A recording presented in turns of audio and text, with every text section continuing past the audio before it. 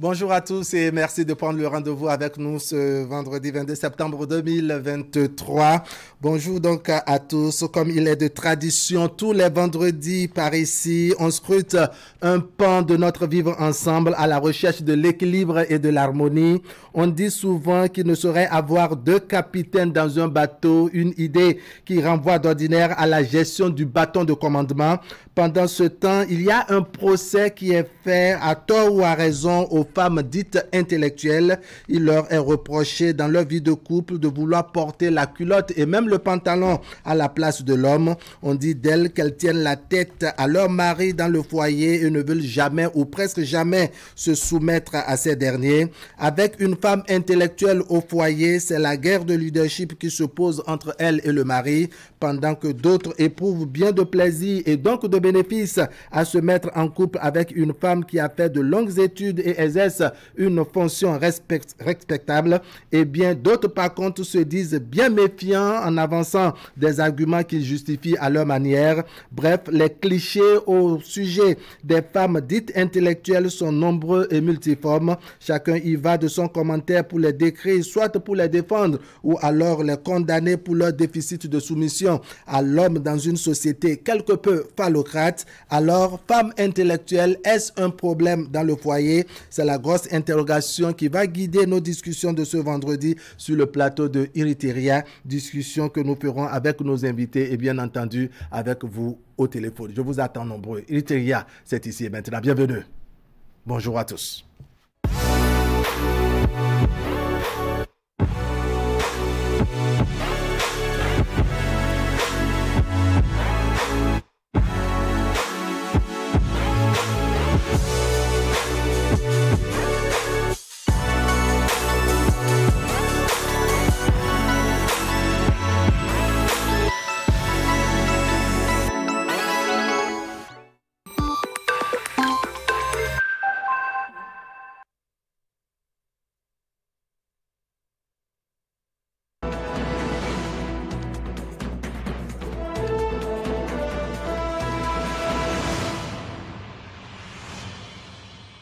Jette un coup d'œil à la une du quotidien Maison Fraternité. Fraternité qui titre ce vendredi maintien des apprenants à l'école, 100% de cantines scolaires, une panacée à encourager. Et puis les apprenants handicapés ont déparé l'année scolaire sous de bons auspices, nous apprend le quotidien Fraternité. Et puis Assemblée nationale, les capacités des membres du cabinet du président Louis Vlavonou renforcées. Et puis Bénin, les émigrants roi du transport routier à Cotonou. Une analyse et enquête à découvrir à la page 4 du quotidien Maison.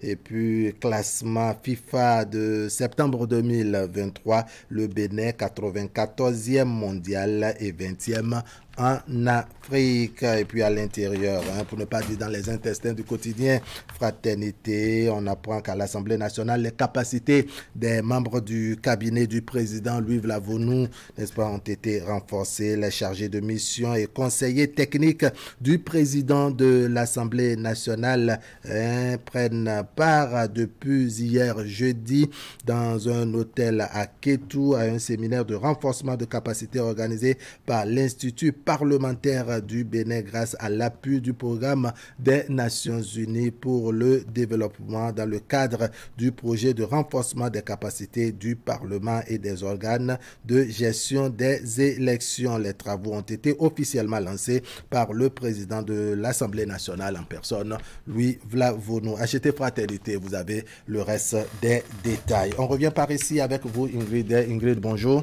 Bonjour Wahab et bonjour à tous. Eh bien, le travail de la rédaction tel que ramassé par nos micros et caméras, on va parler d'entrée de cette célébration des noces de porcelaine du Centre de perfectionnement aux actions post-conflictuelles de déminage et de pollution implanté à Ouida. Nous sommes là dans le département de l'Atlantique. L'événement est organisé hier et a réuni plusieurs personnalités avec à leur tête le ministre délégué auprès du président de la République chargé de la défense nationale que nous voyons sur ces images dans une revue de troupes. Et puis l'Institut national des recherches agricoles du Bénin Bénin ouvre ses portes aux chercheurs, producteurs et transformateurs. C'est à la faveur des journées dites portes ouvertes organisées du 21 au 22 septembre 2023 à son siège, c'est à Abomey-Calavi. Le but visé de cet exercice est de présenter les fruits des recherches et innovations de l'UNRAB aux acteurs de la chaîne agricole. On suivra le compte-rendu dans un instant.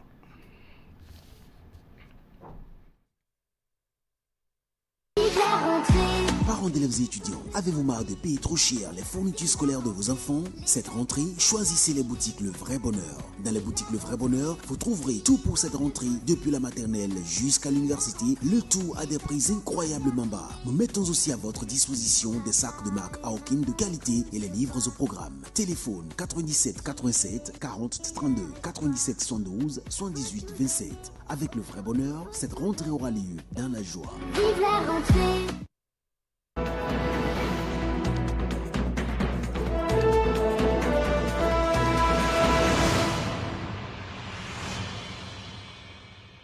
Alors Ingrid, comme je l'ai annoncé tout à l'heure, on va parler de la célébration des 20 ans de création du Centre de perfectionnement aux actions post-conflictuelles et de déminage. Oui, Wahab, l'événement n'est pas passé sous silence. Une cérémonie a été organisée à la base du centre à Ouida. Cérémonie marquée par la présence de plusieurs personnalités, dont le ministre délégué auprès du président de la République, chargé de la défense nationale, Alain Fortuné Noati. On fait le point.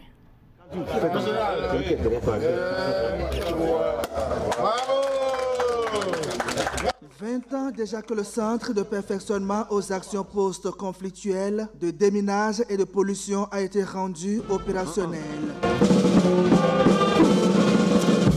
Un événement que le ministre délégué auprès du président de la République, chargé de la défense nationale, et le chef d'état-major des forces armées béninoises ont souhaité marquer d'un cachet spécial.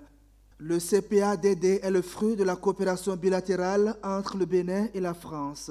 Depuis sa création, le centre a formé plus de 4200 spécialistes de l'action contre les mines, techniciens de la gestion sécurisée des stocks de munitions et des armes de petit calibre. Il a accueilli des stagiaires provenant de 49 pays d'Afrique, d'Asie et d'Europe, comme le montrent les drapeaux qui pavoisent la cour intérieure du centre ce jour. Bien que ces chiffres soient élogieux, ils n'auraient pu être atteints sans des hommes et des femmes résolument engagés à faire pousser la graine semée le 25 avril 2003 par le Bénin et la France à travers le geste de leurs représentants respectifs. Donc ça démontre qu'en 20 ans, nous avons réussi à construire un centre de référence auquel désormais de nombreux partenaires techniques et financiers s'intéressent au point de lui apporter aide, financement, compétences techniques. Nous avons 2 coopérants en permanence ici, et je dois dire que je sais que la pédagogie qui est utilisée dans ce centre s'adapte aux nouvelles contraintes. Le CPA-DD a pour mission de lutter contre les engins explosifs, sécuriser les dépôts de munitions et réduire la prolifération des armes légères et de petit calibre. Sur place, une présentation des nouveaux équipements a été faite à l'assistance et une simulation d'intervention pour détecter une mine posée par un inconnu.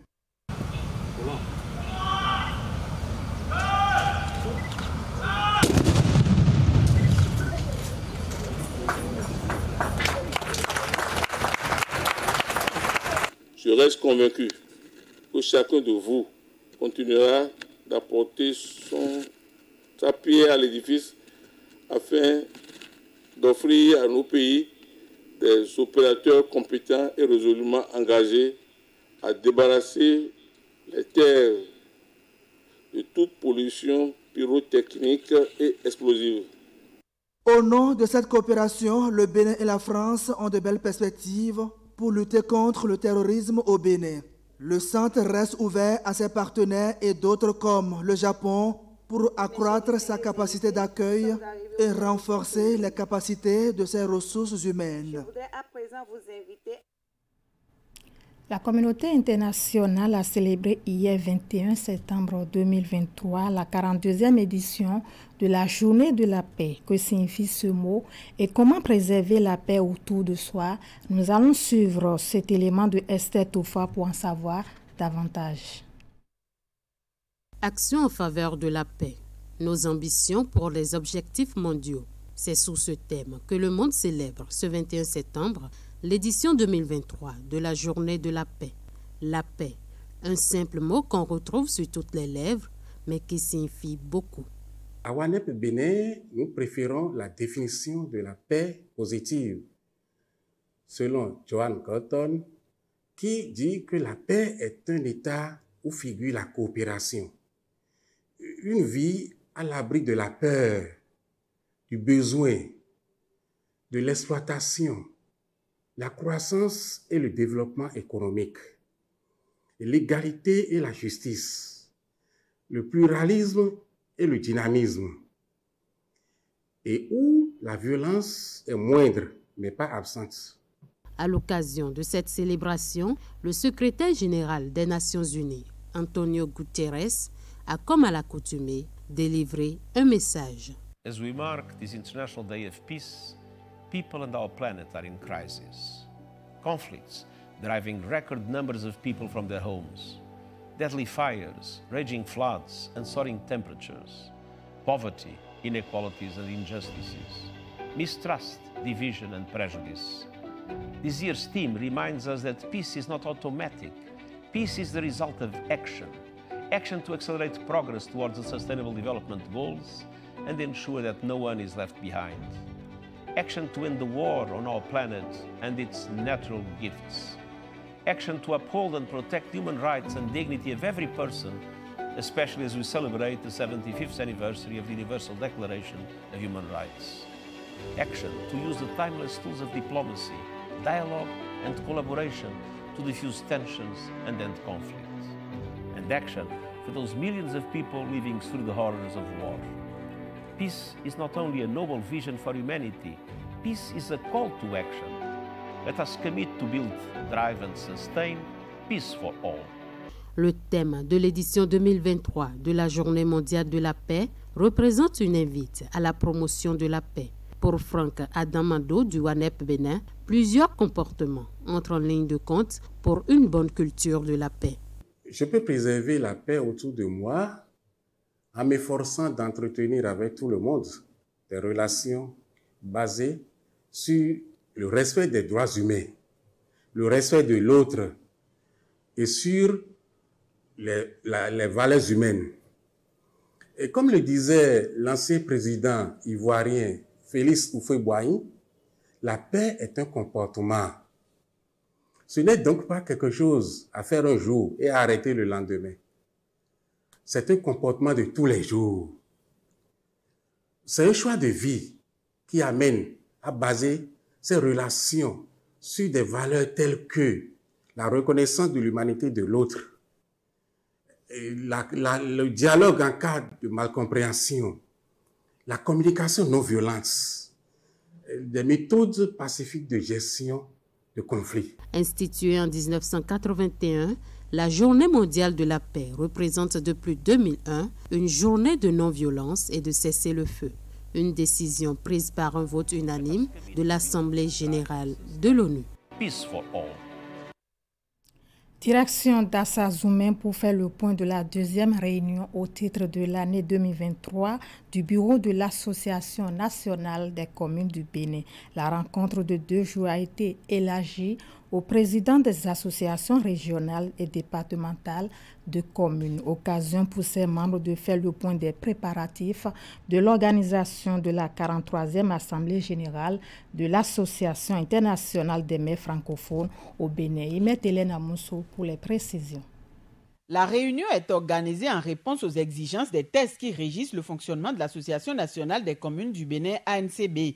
En plus des membres du bureau national, elle a été élargie aux présidents des associations régionales et départementales de communes. La rencontre a été l'occasion de débattre d'un certain nombre de sujets d'actualité concernant les communes et aussi la Fertière. C'est une session très importante au cours de laquelle nous avons pris un certain nombre de décisions.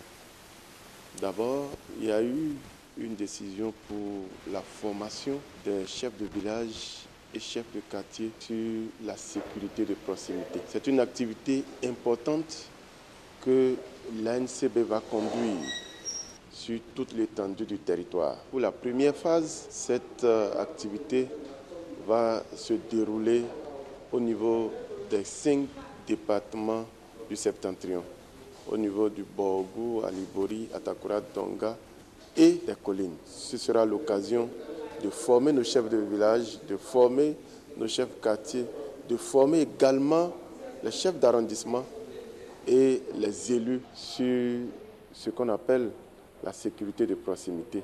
Au cours de ces assises, bien de préoccupations ont été abordées. Soucieux du bien-être des agents communaux et des fonctionnaires territoriaux, la NCB a validé la poursuite des négociations pour l'augmentation des salaires de ces derniers.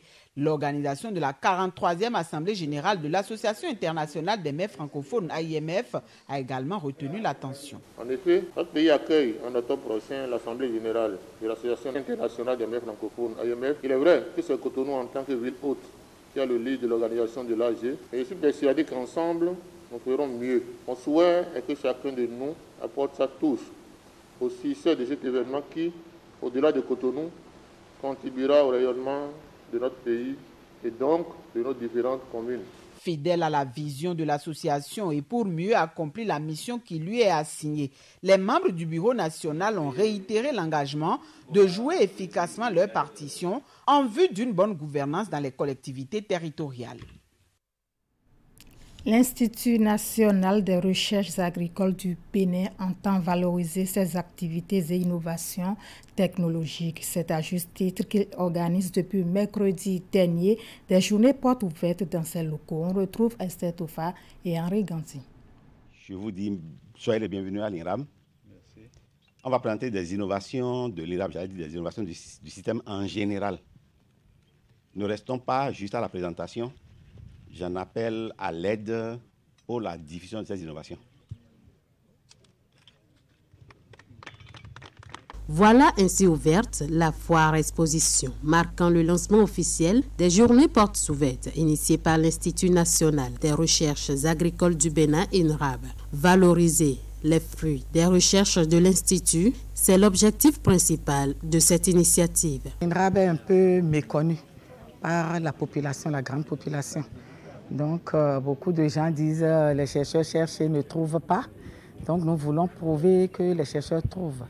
Et donc, il fallait ouvrir l'INRAB à la population pour qu'elle puisse venir voir ce qu'il y a comme technologie qui puisse améliorer leurs activités agricoles.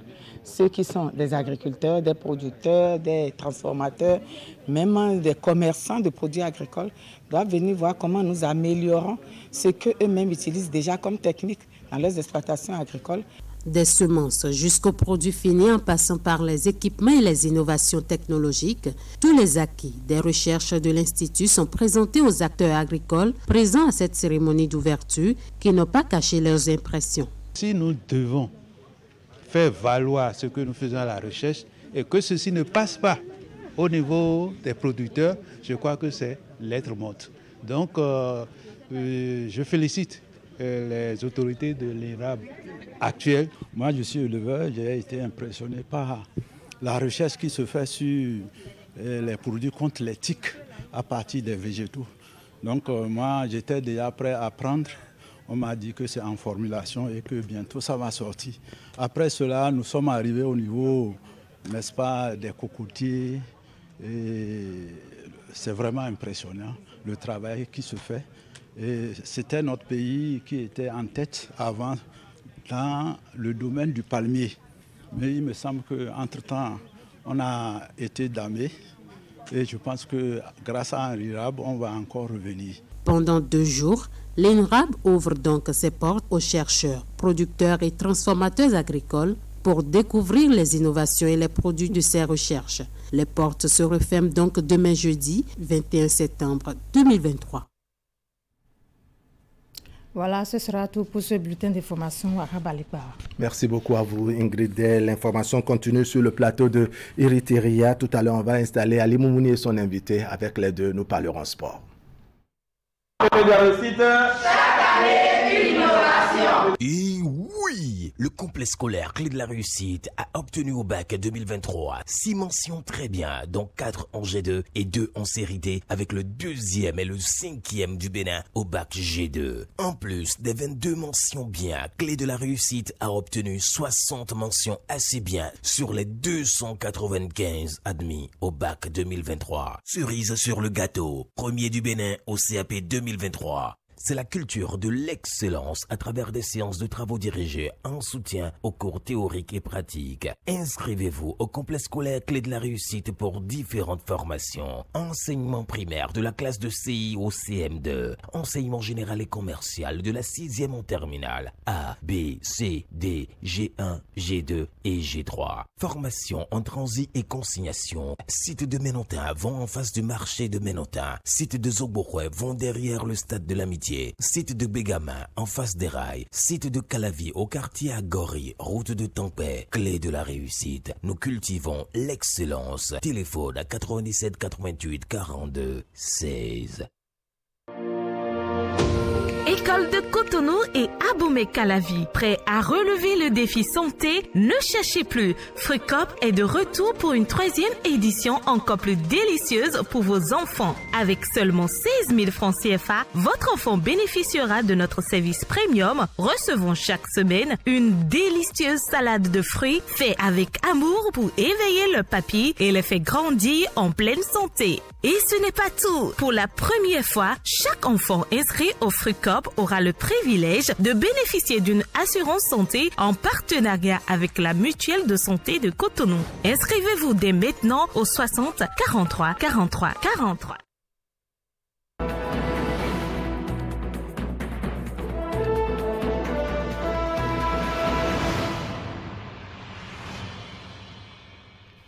Allez, on est sportif ce matin avec vous, Ali Moumouni. Ali, bonjour.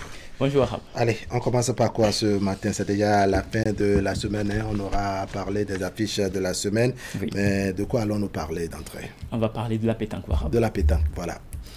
On avait promis de revenir sur donc, les images de récompense des joueurs des Guépards béninois qui étaient donc au niveau du... qui ont participé au 50e mondial de pétanque cette année et qui ont réalisé une très belle performance.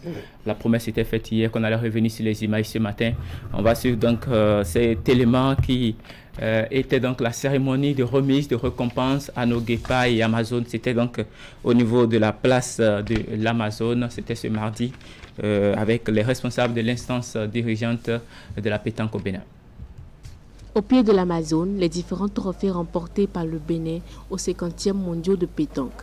Plus d'une douzaine de coupes en or et en argent qui représentent la moisson réalisée. Et c'est cette prouesse que récompense aujourd'hui la Fédération béninoise de pétanque. Que nous sommes fiers de nos athlètes. C'est l'homme qui est éternellement insatisfait. Sinon, c'est quand même des prouesses à récompenser. Et pour ma part, c'est l'expression même du Rassemblement national. C'est l'expression même de la représentativité de chaque Béninois. Chaque Béninois, parce que chaque pays présent ici au Bénin a présenté le meilleur joueur, ajouté donc à la meilleure joueuse. Ça veut dire que toutes les femmes béninoises se représentent à travers cet agordier qui a eu le titre mondial et tous les hommes béninois se retrouvent donc à travers ce guerrier. À la dizaine de boulistes ayant défendu les couleurs nationales, le bureau exécutif de l'instance dirigeante offre des moyens roulants, des motos neuves auxquelles sont ajoutées des enveloppes financières. Ils sont 10, ça fait donc 10 motos. Ensuite, à chacun d'eux, nous avons offert une modeste enveloppe de 50 000 francs pour le carburant. Sur les 7 épreuves, le Bénin est monté à 3 reprises sur le podium. Mais les responsables n'en font aucune distinction. Ils ont alors trouvé la formule pour que les 10 boulistes soient satisfaits au même titre, sinon presque. Nous avons récompensé la médaille d'or à notre manière. 1 million de francs pour la médaille d'or et 800 000 francs pour la médaille d'argent. Mais nous n'avons pas voulu que les athlètes qui ont rapporté cette médaille prennent la totalité des montants. Nous avons donc donné 70% de ces montants aux 2 athlètes qui ont eu la médaille d'or Et 70% également à ceux qui ont eu la médaille d'argent. Et le reste, tous les autres se sont partagés ça. Pour ces 50e mondiaux, la Fédération béninoise de pétanque n'a pas lésiné sur les moyens pour accompagner l'équipe nationale. Ce geste de reconnaissance à l'endroit des joueurs est la suite des actions posées avant et pendant la compétition. Nous avons démarré l'aventure du championnat du monde à partir de 2004 jusqu'à aujourd'hui. C'est la seule fois, je peux vous dire, qu'une fédération a voulu salarier ses athlètes et ses entraîneurs, et également son DTN. C'est la toute première fois. Et nous avons fait une mise au vert aussi de 3 mois, où on nous a mis pratiquement à l'aise, on nous a mis pratiquement tout ce que nous avons besoin. Il suffisait de travailler sereinement pour pouvoir y arriver à faire un résultat. Bon, je crois que la fédération vraiment nous a gâtés. C'est vrai, on a fini le championnat un peu difficilement parce que les derniers jours, on n'a pas su assurer. Mais malgré tout, la fédération n'a pas été déçue de notre prestation, raison pour laquelle, comme vous l'avez dit, ils nous ont offert chacun des motos. Et vraiment, je les remercie infiniment pour ce cadeau, ce grand cadeau qu'ils ont fait à notre endroit. Aujourd'hui, le Bénin entre dans l'histoire de la pétanque mondiale avec son titre en doublette mixte. Mais pour les acteurs, le meilleur reste à venir. C'est vrai que tout athlète ne fournit pas bien et n'arrive pas à s'exprimer comme on aurait voulu. Bon, ça prochainement, je crois que c'est une leçon. On va encore prendre des mesures pour que cela n'arrive plus. À travers cette récompense, la fédération vient ici rendre hommage aux ambassadeurs boulistes béninois. Ceci en attendant le geste du gouvernement. Allez, on va changer de discipline cette fois-ci. Wahab et recevoir notre invité de ce matin. C'est M. Hubert Godova. Voilà. Bonjour, merci d'avoir accepté notre invitation. Bonjour, M. Ademouni. Alors, je rappelle que vous êtes le président du bureau de la communauté Chi des communes de Lokossa et d'Atiémé. Vous avez organisé ce tournoi de la communauté Chi, tournoi de football bien entendu, qui s'est déroulé sur environ 1 mois. Alors, la compétition, l'apothéose, c'était le 16 dernier. On va rappeler le résultat de la finale. C'était entre l'équipe d'Adamin et puis de Servotinou. Rencontre qui s'est soldée sur le score de 3-1. Voici donc le tableau du résultat que vous avez déjà sur vos écrans. 3-1 pour l'équipe d'Adamin qui a remporté la compétition. Alors, dites-nous, c'était comment cette dernière journée de la compétition? Comment ça a été l'apothéose? Pour cette dernière journée de la compétition, vraiment, ça s'est bien passé, c'était très bien dans l'ensemble. La population s'est massivement déplacée. Massivement déplacée. Vous allez sur peut-être les images aussi, vous allez constater que il y avait du monde, Oui, on pouvait le voir sur l'image de la remise des trophées, de la finale. Voilà, là c'était la remise des trophées. Il y avait quand même, vous voyez sur les images, un monde qui était vraiment une foule en liesse, qui s'était déplacée lors de cette apothéose. Et qu'est-ce qui a été remis en dehors des trophées aux équipes qui ont participé à la compétition? Oui, comme promis au début, la 3e équipe a eu une enveloppe de 40 000, un jeu de maillot et un ballon. Oui. Il y a aussi la 2e équipe qui a eu une enveloppe de 60 000, un jeu de maillot, un ballon. La première équipe, en plus le trophée, a eu une enveloppe de 100 000 francs, un jeu de maillot et un ballon aussi. Après tout, c'est une organisation familiale. Familiale, s'il faut dire les choses ainsi. Alors, vous visez, je dirais, l'instauration de l'unité entre les frères d'Atiémé, pour ne pas dire les frères de la communauté Chi. Comment les choses se sont passées? Est-ce que vous pensez que vous avez atteint les objectifs? Bien sûr. En ce qui concerne la fraternité, renforcer les liens fraternels et amicaux entre les filles et fils de la communauté Chi, l'objectif est atteint. Parce que le brassage, c'était un succès, c'était un pari gagné. Et vous, qu'est-ce qui vous a marqué personnellement ce jour-là? Personnellement, je me dis que j'avais l'habitude d'organiser de tournois de football, mais la population, le monde que j'avais le jour-là, je n'avais pas eu en temps. Donc c'était une mobilisation assez forte qui détermine donc l'objectif, le but visé pendant que vous organisez à travers cette initiative. Voilà. Donc on peut dire que l'objectif est finalement atteint. Quel est le programme pour la suite? Est-ce qu'il y a d'autres activités qui sont prévues toujours dans le cadre de renforcer les liens entre la communauté? Oui, il y a d'autres activités qui sont prévues pour ça. Nous pensons organiser, on va quitter un peu le plan sport pour aller sur le plan culturel et organiser des compétitions entre les artistes traditionnels de la localité afin de renforcer les liens.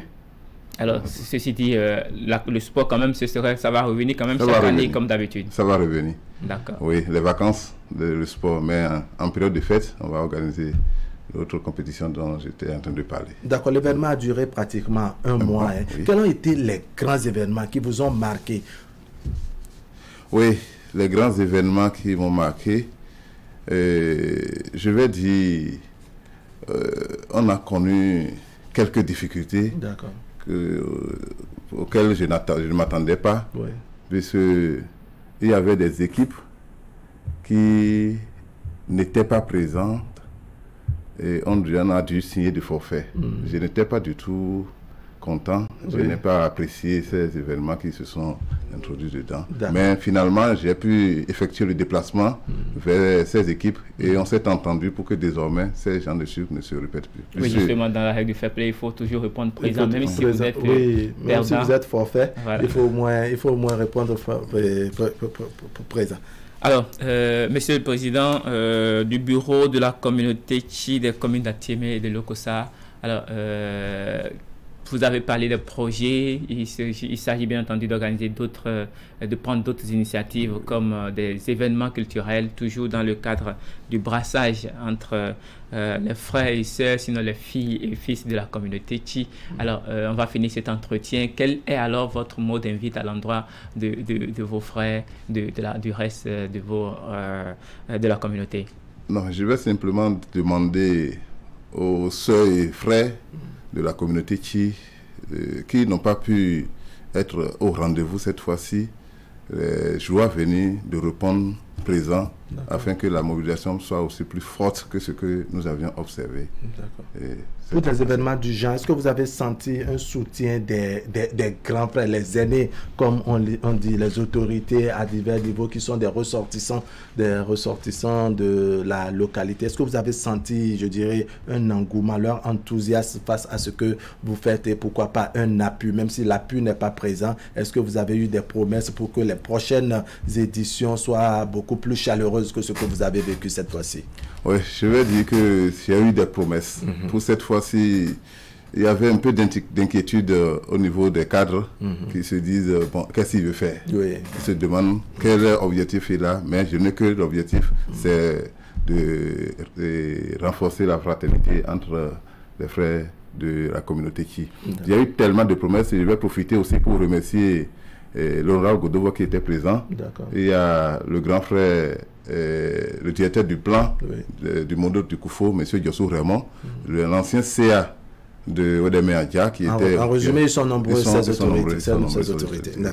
De toutes les façons, c'est la première édition de ces tournois qui réunit donc la communauté Tchi, sinon que vous organisez déjà depuis très longtemps ce tournoi dans la localité. Hubert Godovo, merci beaucoup d'avoir accepté notre invitation. Wahab, c'est le timing, on doit passer rapidement donc aux affiches du week-end et commencer par vous dire que ce soir, l'équipe béninoise de football féminine va affronter va affronter l'équipe de la RD Congo dans le cadre des éliminatoires de la CAN féminine Maroc 2024. Le premier tour démarre donc aujourd'hui pour l'équipe du Bénin, sinon que pour ces premiers tours, les rencontres ont déjà démarré depuis ce mercredi. Et donc à partir de 15h30, le Bénin affrontera l'équipe de la RD Congo en attendant la match retour prévue pour le mercredi prochain, le 26. Bien entendu, pour le mercredi prochain, le 26, ce serait du côté du stade de l'amitié de Cotonou.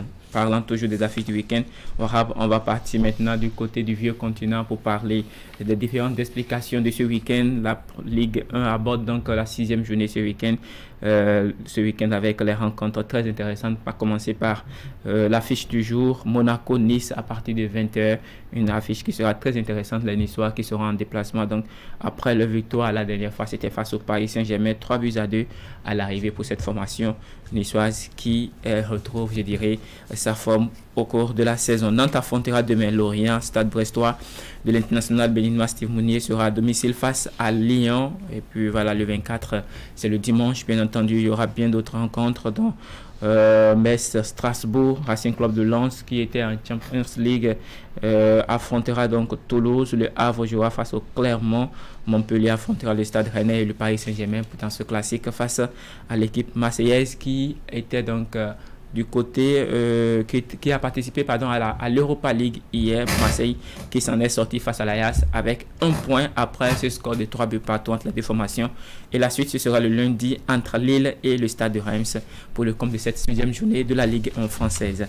En Espagne, il y aura donc la 6e journée également de la Liga à la veste demain ce soir face à Athletic Bilbao à partir de 20h. Demain, il y aura les rencontres Girone-Mallorca. Le FC Barcelone sera à domicile pour affronter Celta Vigo. Almeria accueillera donc le Valence.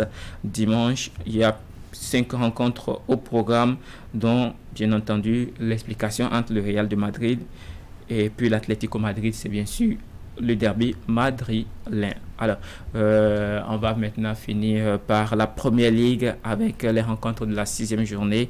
Crystal Palace qui affrontera Fulham. Luton Town accueillera donc Wolverhampton. Man City sera à domicile pour affronter donc l'équipe de Nottingham Forest. Brentford accueillera Everton. Et pour finir, pour les rencontres de ce samedi, Burnley offrira son hospitalité à l'équipe de Manchester United qui vient d'enregistrer donc lors de la Ligue des Champions sa 4e défaite, toute compétition confondue cette saison et d'affilée bien entendu. Et puis le dimanche, Arsenal affrontera Tottenham, Brighton accueillera Bournemouth, Chelsea jouera contre Aston Villa, Liverpool sera l'adversaire de West Ham United et pour finir, Sheffield United affrontera Newcastle. Voilà pour l'essentiel des rendez-vous à prendre ce week-end. D'accord, rendez-vous à prendre le week-end. Merci beaucoup à vous, Ali Moumouni. Merci beaucoup à vous, Hubert Godova. On va vous espérer les prochaines fois. On vous souhaite du courage. Eh bien, Aminata Dia est notre consoeur journaliste. Eh bien, Mylène Adjobi est présidente de l'ONG Mata Yara. Boga Koupaki est consultant. C'est avec ce beau monde que nous ferons le débat par ici. Notre débat fait de société sur le plateau de Eritrea. Restez avec nous.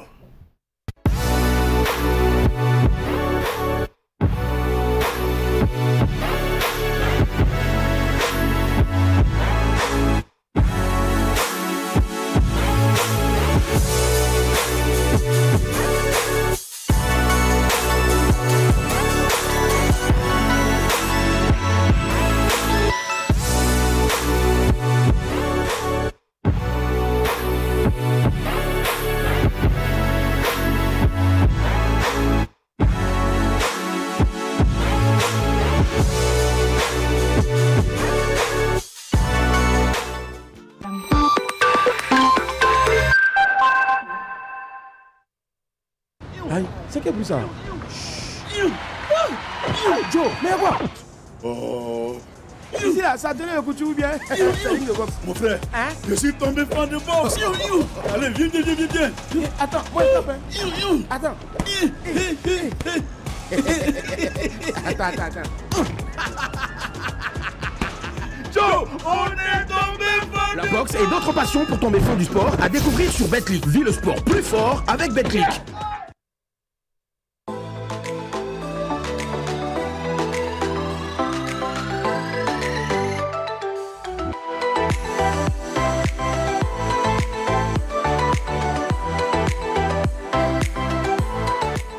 Ici à la buanderie de Leader Pressing.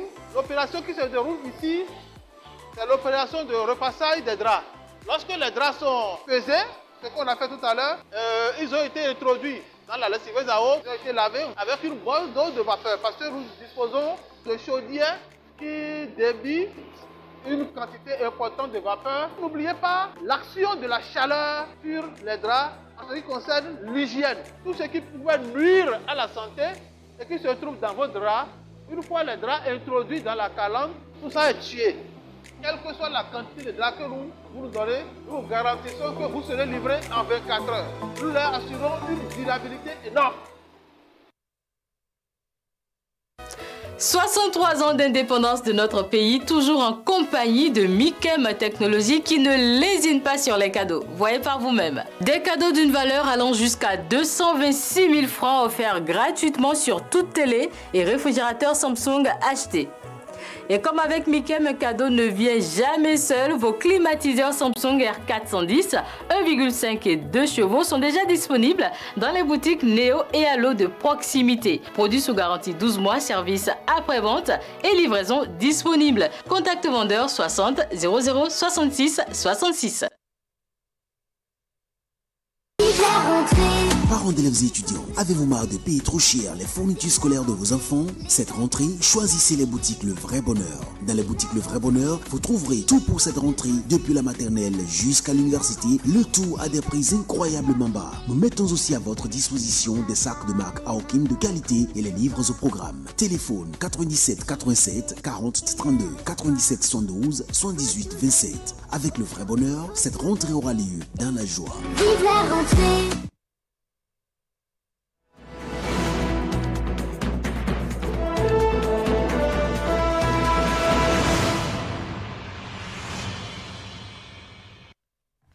Allez, on en vient maintenant à notre plateau de discussion de ce vendredi. Comme il est de tradition, par ici, tous les vendredis, on scrute un pan de notre vivre ensemble à la recherche de l'harmonie et de l'équilibre. On dit souvent qu'il ne saurait y avoir deux capitaines dans un bateau, une idée qui renvoie bien entendu à la gestion du bâton de commandement. Pendant ce temps, il y a un procès qui est fait à tort ou à raison aux femmes dites intellectuelles. Il leur est reproché dans leur vie de couple de vouloir porter aussi bien la culotte que le pantalon à la place de l'homme. On dit d'elles qu'elles tiennent tête à leur mari dans le foyer et ne veulent jamais ou presque jamais se soumettre à ces derniers. Avec une femme intellectuelle au foyer, c'est la guerre de leadership qui se pose entre elle et son mari, pendant que d'autres éprouvent bien de plaisir et donc de bénéfices à se mettre en couple avec une femme qui a fait de longues études et qui exerce une fonction responsable, et bien d'autres par contre se disent bien méfiants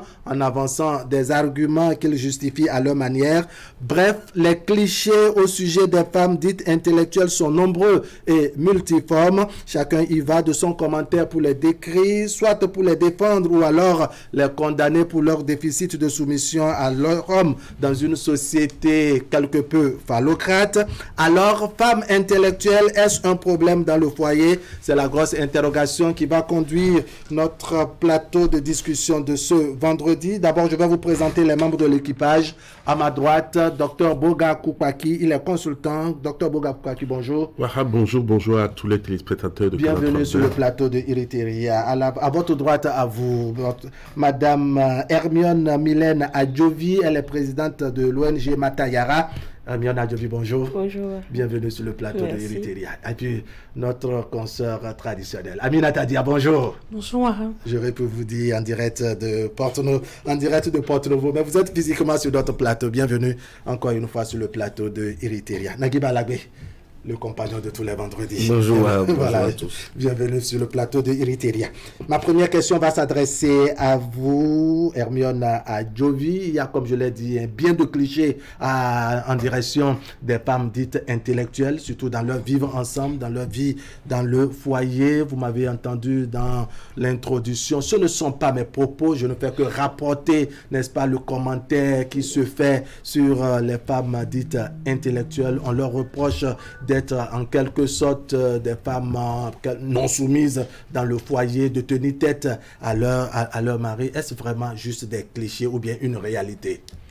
Alors, je ne saurais le dire exactement. Je ne saurais dire si ce sont des clichés ou une réalité, puisque je ne suis pas dans tous les foyers. Chaque foyer avec ses réalités. Avec ses réalités. Voilà. Mais je pense que le principal problème dans un foyer n'est pas le fait qu'une femme soit intellectuelle ou pas, le fait que l'homme soit intellectuel ou pas. Je pense que le principal problème, et c'est d'ailleurs le souci que rencontre la majorité des couples, c'est que nous, en général, nous partons dans le mariage sans comprendre ce qu'est le mariage. Nous ne prenons pas le temps de nous connaître, parce que la vie, c'est un long chemin. on a tendance dans notre société à limiter la femme au foyer, à ne voir la valeur de la femme que dans un foyer. Mais la réalité est que le mariage n'est qu'une partie de la vie, aussi bien de l'homme que de la femme. Et donc la véritable question pour moi, c'est comment je choisis mon conjoint. Parce que nous sommes nés, nous avons tous une destinée à accomplir, qui n'est pas forcément mélangée à celle du mari. La réalité, c'est qui je suis, où est-ce que je veux aller, et donc par rapport à où je vais, qui je suis, que je sois intellectuel ou non, qui je suis. C'est ça en réalité. Et donc par rapport à où je vais, qui peut faire ce chemin avec moi? Je connais des hommes qui ont épousé des femmes illettrées, qui sont parfaitement heureux. J'en connais qui ont épousé des femmes illettrées, qui ont été leur pierre d'achoppement. Je connais des hommes qui ont épousé des femmes lettrées, vraiment, et qui ont été parfaitement heureux. J'en connais aussi qui ont épousé des femmes lettrées, qui ont été malheureux. Donc la question, ce n'est pas... C'est ça. La question, ce n'est pas est-ce que la femme est intellectuelle ou pas. La question, c'est quelle est la personnalité de cette femme-là. Est-ce qu'elle peut faire chemin avec moi, selon qui je suis. D'accord. Alors, assez d'interrogations au niveau de Hermione Adjovi, mais on sait que dans la pratique, on vit tout autre chose. Quelle est votre appréciation, Aminata Dia? Merci, Warab. Moi, je pense qu'il n'y a pas de débat. Déjà, on sait que l'homme, c'est le chef de la femme. Intellectuel ou pas, l'homme, c'est le chef de la femme. D'accord. Donc, moi, je pense que au-delà de tout, c'est d'abord des préjugés. Parce que l'intellect ne fait pas le foyer. Ce n'est pas le fait d'être intellectuel. Grand diplôme, voilà, comme si le diplôme que vous avez reçu est un diplôme lié au mariage. Non, parce que, vous savez, être femme intellectuelle, etc., diffère d'être la femme au foyer, d'être la maman au foyer. Vous voyez? Quand tu sais qu'arriver à la maison, tu déposes ton manteau de PDG, de femme journaliste, etc., à la maison, au portail, et quand tu rentres, tu quand même es assez regardante, soumise par rapport à ton mari. Je pense qu'il n'y a pas de problème. Les problèmes, c'est peut-être au niveau du complexe. Madame Hermione l'a dit, c'est par rapport à la personnalité. Lorsque vous avez quelqu'un qui n'est pas grand dans sa tête et qui n'est pas ouvert au débat d'idées, et qui est complexé à chaque fois que madame, par exemple, s'exprime, ça peut poser problème. Et c'est de là qu'on entend tout ce qu'on entend. Ah non, oui. Foncez que ou bien parce qu'on dit souvent des femmes que quand on leur parle, c'est pour commencer par te dire je n'en disconviens pas, je n'en disconviens pas. Non, en fait, moi je pense que au-delà de ce que madame Hermione disait tout à l'heure, la personnalité, le choix du conjoint, le cœur a ses raisons que la raison ignore. Blaise Pascal. Voilà, donc tu peux être femme diplômée, avec, tu partis par exemple à Harvard et tout ça, et revenir, et tomber sur le beau jeune homme, le beau mécanicien du quartier. Et c'est lui que tu veux, c'est avec lui que tu vas faire chemin. Donc, une fois à la maison, ce n'est pas... je pense que ça dépend de la conception du foyer en lui-même. Lorsque monsieur a des projets, qui te les soumet, et que tu sais comment le manager, qu'il n'y a pas de complexe, ça ne pose pas de problème. D'accord. Alors, Bogakoupa, que vous entendez souvent, je n'en disconviens pas, c'est-à-dire à chaque fois, quel que soit ce que monsieur dit, bon, on lui oppose une fin de non-recevoir régulièrement, ce qui fait dire, n'est-ce pas, que femme intellectuelle n'est pas soumise. Est-ce que vous pensez que ça pose un problème dans le foyer? Wahab, tu l'as dit de façon, je dirais, crue. Lorsque nous avons un panier dans lequel tous, on est unanime là-dessus, que pêle-mêle, les réactions, les préjugés, les préconçus, et puis après, tout ce que nous avons dans notre société, relativement dans l'appréciation de la femme, on est unanime là-dessus. Maintenant, nous sommes venus à un diagnostic plus profond et puis voir comment est-ce que nous arrivons à faire quelques propositions pour qu'il y ait quand même d'entente, union, celle-là que au départ deux personnes se sont données à vocation ou vocation, entente d'avoir. Et lorsque nous partons du postulat selon lequel la vraie morale se moque toujours de la morale, disait Blaise Pascal dans ses pensées. On arrive donc sur un continent comme le continent africain, et puis nous sommes au Bénin. Et Dahomey Bénin, que nous avons connu dans une certaine relativité, un pays hautement traditionnel, et qui parle hautement traditionnel, je parle en connaissance de cause, et qui a eu le temps de fabriquer des êtres humains, des hommes et des femmes, avec une éducation aussi authentique. Et puis, dans cette promotion des valeurs, de ces coutumes, et nous avons vu que de par le passé, on a eu tout ce que nos parents, nos aînés ont laissé comme élément de construction de la vie au foyer. Et puis, l'avènement de l'Église ou de ces sectes que nous avons également connus sont arrivés maintenant à un carrefour où on devait faire le débat. Et puis, ce pont a été déjà relié par, comment on l'appelle, Seydou Kouyaté Badian Sous l'orage, qui déjà avait fait d'une manière ou d'une autre le concept que j'appelle l'école. D'accord, qui l'ancienne génération disait à cause de l'école et la nouvelle dit grâce à l'école. Et ce concept qui vient au bon milieu pour pouvoir véritablement donner la position de chacun nous amène maintenant à faire le débat, puisque pour moi, une femme intellectuelle n'existe pas. Pour moi, un homme intellectuel n'existe pas. Pour moi, il y a des hommes instruits et des femmes instruites.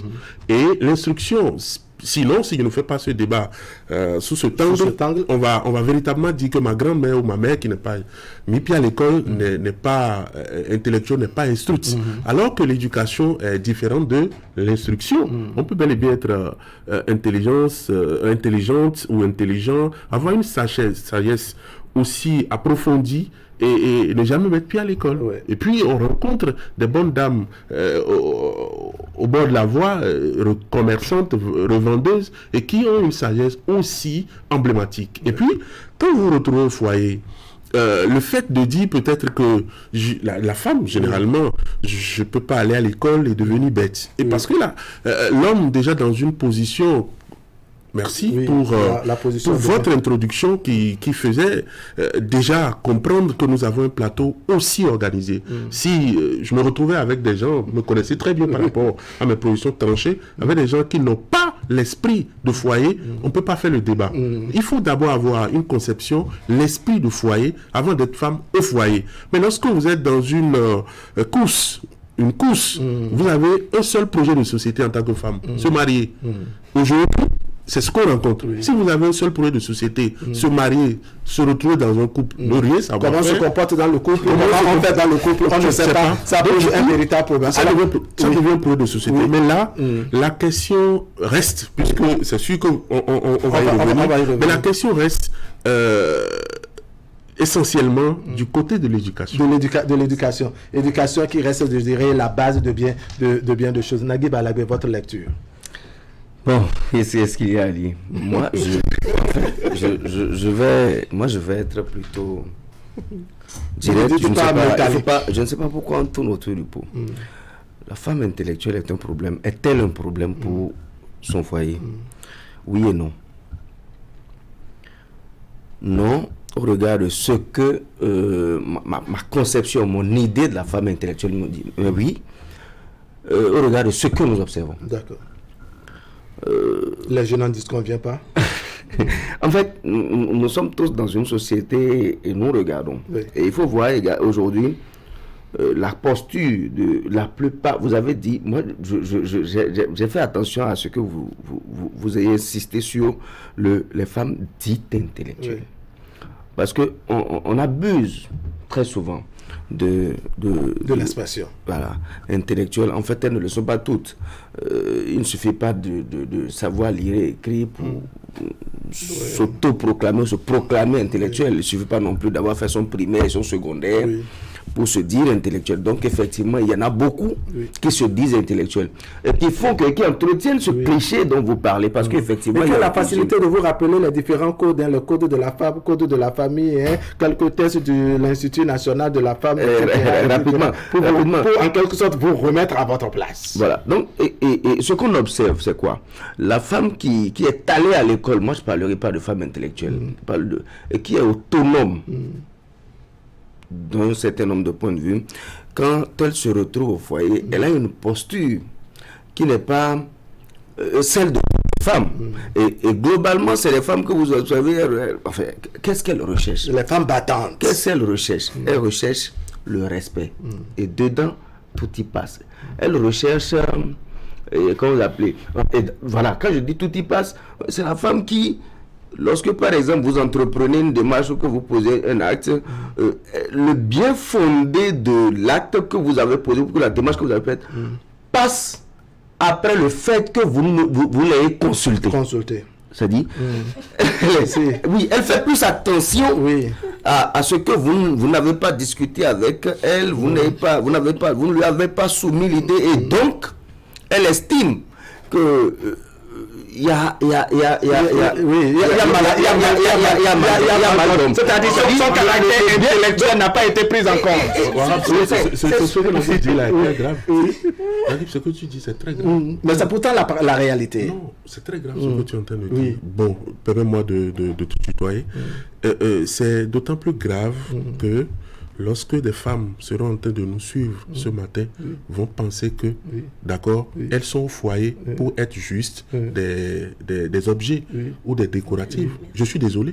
Lorsque vous avez décidé, soit vous restez seul dans votre célibat bien endurci, ou vous n'avez besoin de personne, soit vous êtes avec une femme, vous la faites compagnon de vie, et si le projet vous concerne, parce que quand ça ne va pas marcher, votre famille dira que c'est parce que vous avez épousé telle femme que vous êtes retrouvé dans des situations pareilles. Donc du coup, à partir de ce moment-là, vous ne pouvez pas concevoir, c'est inconcevable que vous concevez des projets sans consulter votre femme. C'est pas, même si c'est de façon, je dirais même sommaire, il faut... On va permettre à Naguib d'aller au bout de ces... Même si de façon informative. D'accord. Je comprends la posture de Boga et la gravité supposée qu'il relève. Moi, le débat, pour moi, n'est pas dans la gravité ou la non-gravité de ce dont je parle. Parce que je ne suis pas en train de dire qu'il faut poser les actes sans consulter son conjoint. Je dis, quand vous faites une démarche, quand il vous arrive, ou quand vous faites une démarche, je n'encourage pas. Et je ne dis pas que c'est ce qu'il faut faire.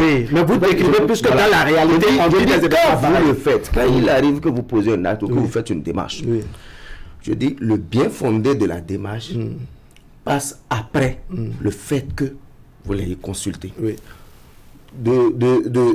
En fait, je pose un problème qui est réel. Quand il y a une situation qui se pose, qu'est-ce qui est important entre le fait, par exemple, d'avoir dit, de dire, bon, écoute, tu ne m'en as pas parlé, ou le fait de dire, ce que tu as fait, c'est bénéfique pour notre vivre ensemble, pour le foyer. Et moi, je dis, c'est de cela qu'il s'agit. Les débats, en fait, on n'est pas dans une... comment on n'est pas dans le... J'ai perdu le d'accord,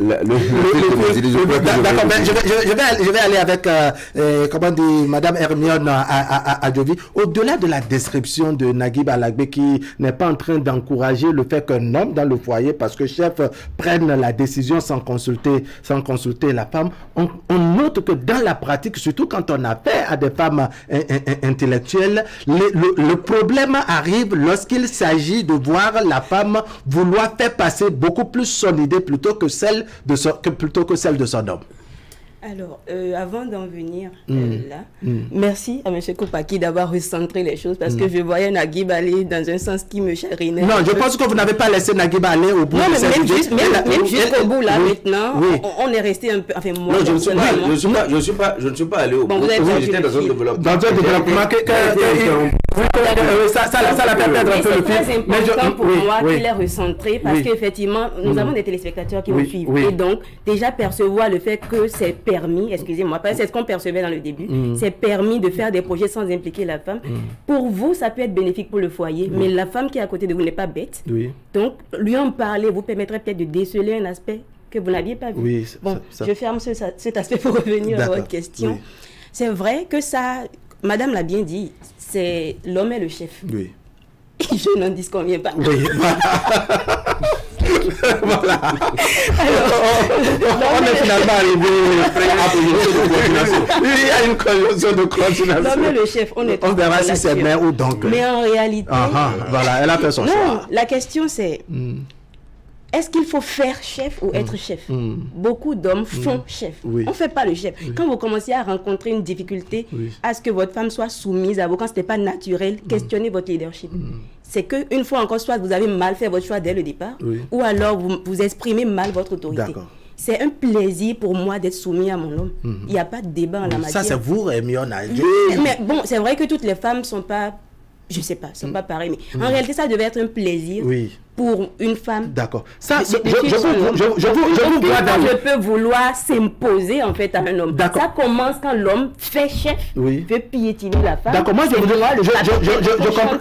comprends. Je vous vois, n'est-ce pas, tracer ce qui est l'idéal. Oui, l'homme dans la prise de décision doit consulter sa femme. La vie dans le couple se porte bien lorsque on a bien fait son choix au préalable. Mais il y a que nous avons affaire à des personnes, c'est-à-dire on a déjà fait le choix. Le choix est peut-être maladroit et que nous vivons déjà ensemble. Donc c'est de ça nous parlons. C'est-à-dire que nous partons de l'idée que oui, dans la pratique, en fait, l'idéal est tracé tel quel, mais dans la pratique, voici ce que nous vivons. C'est en fait la lecture des réalités que nous vivons que je voudrais qu'on s'expose ici. D'accord. Alors partons de ces réalités parce que ce n'est pas la réalité. Il y a des couples dans lesquels ça se passe. Ça se passe très bien, l'homme intellectuel.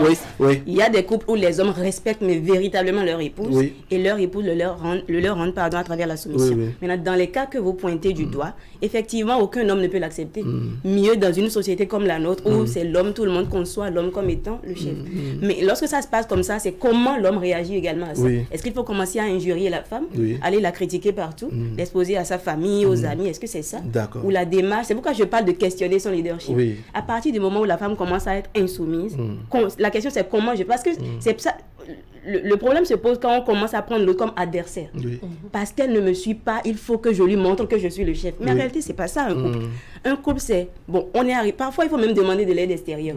Mais encore faire attention à qui nous demandons de l'aide. Vous avez décidé d'épouser une femme intellectuelle. Vous n'avez pas voulu prendre une adjoie parce qu'en réalité, les femmes dites non intellectuelles également, c'est pas des femmes parfaites.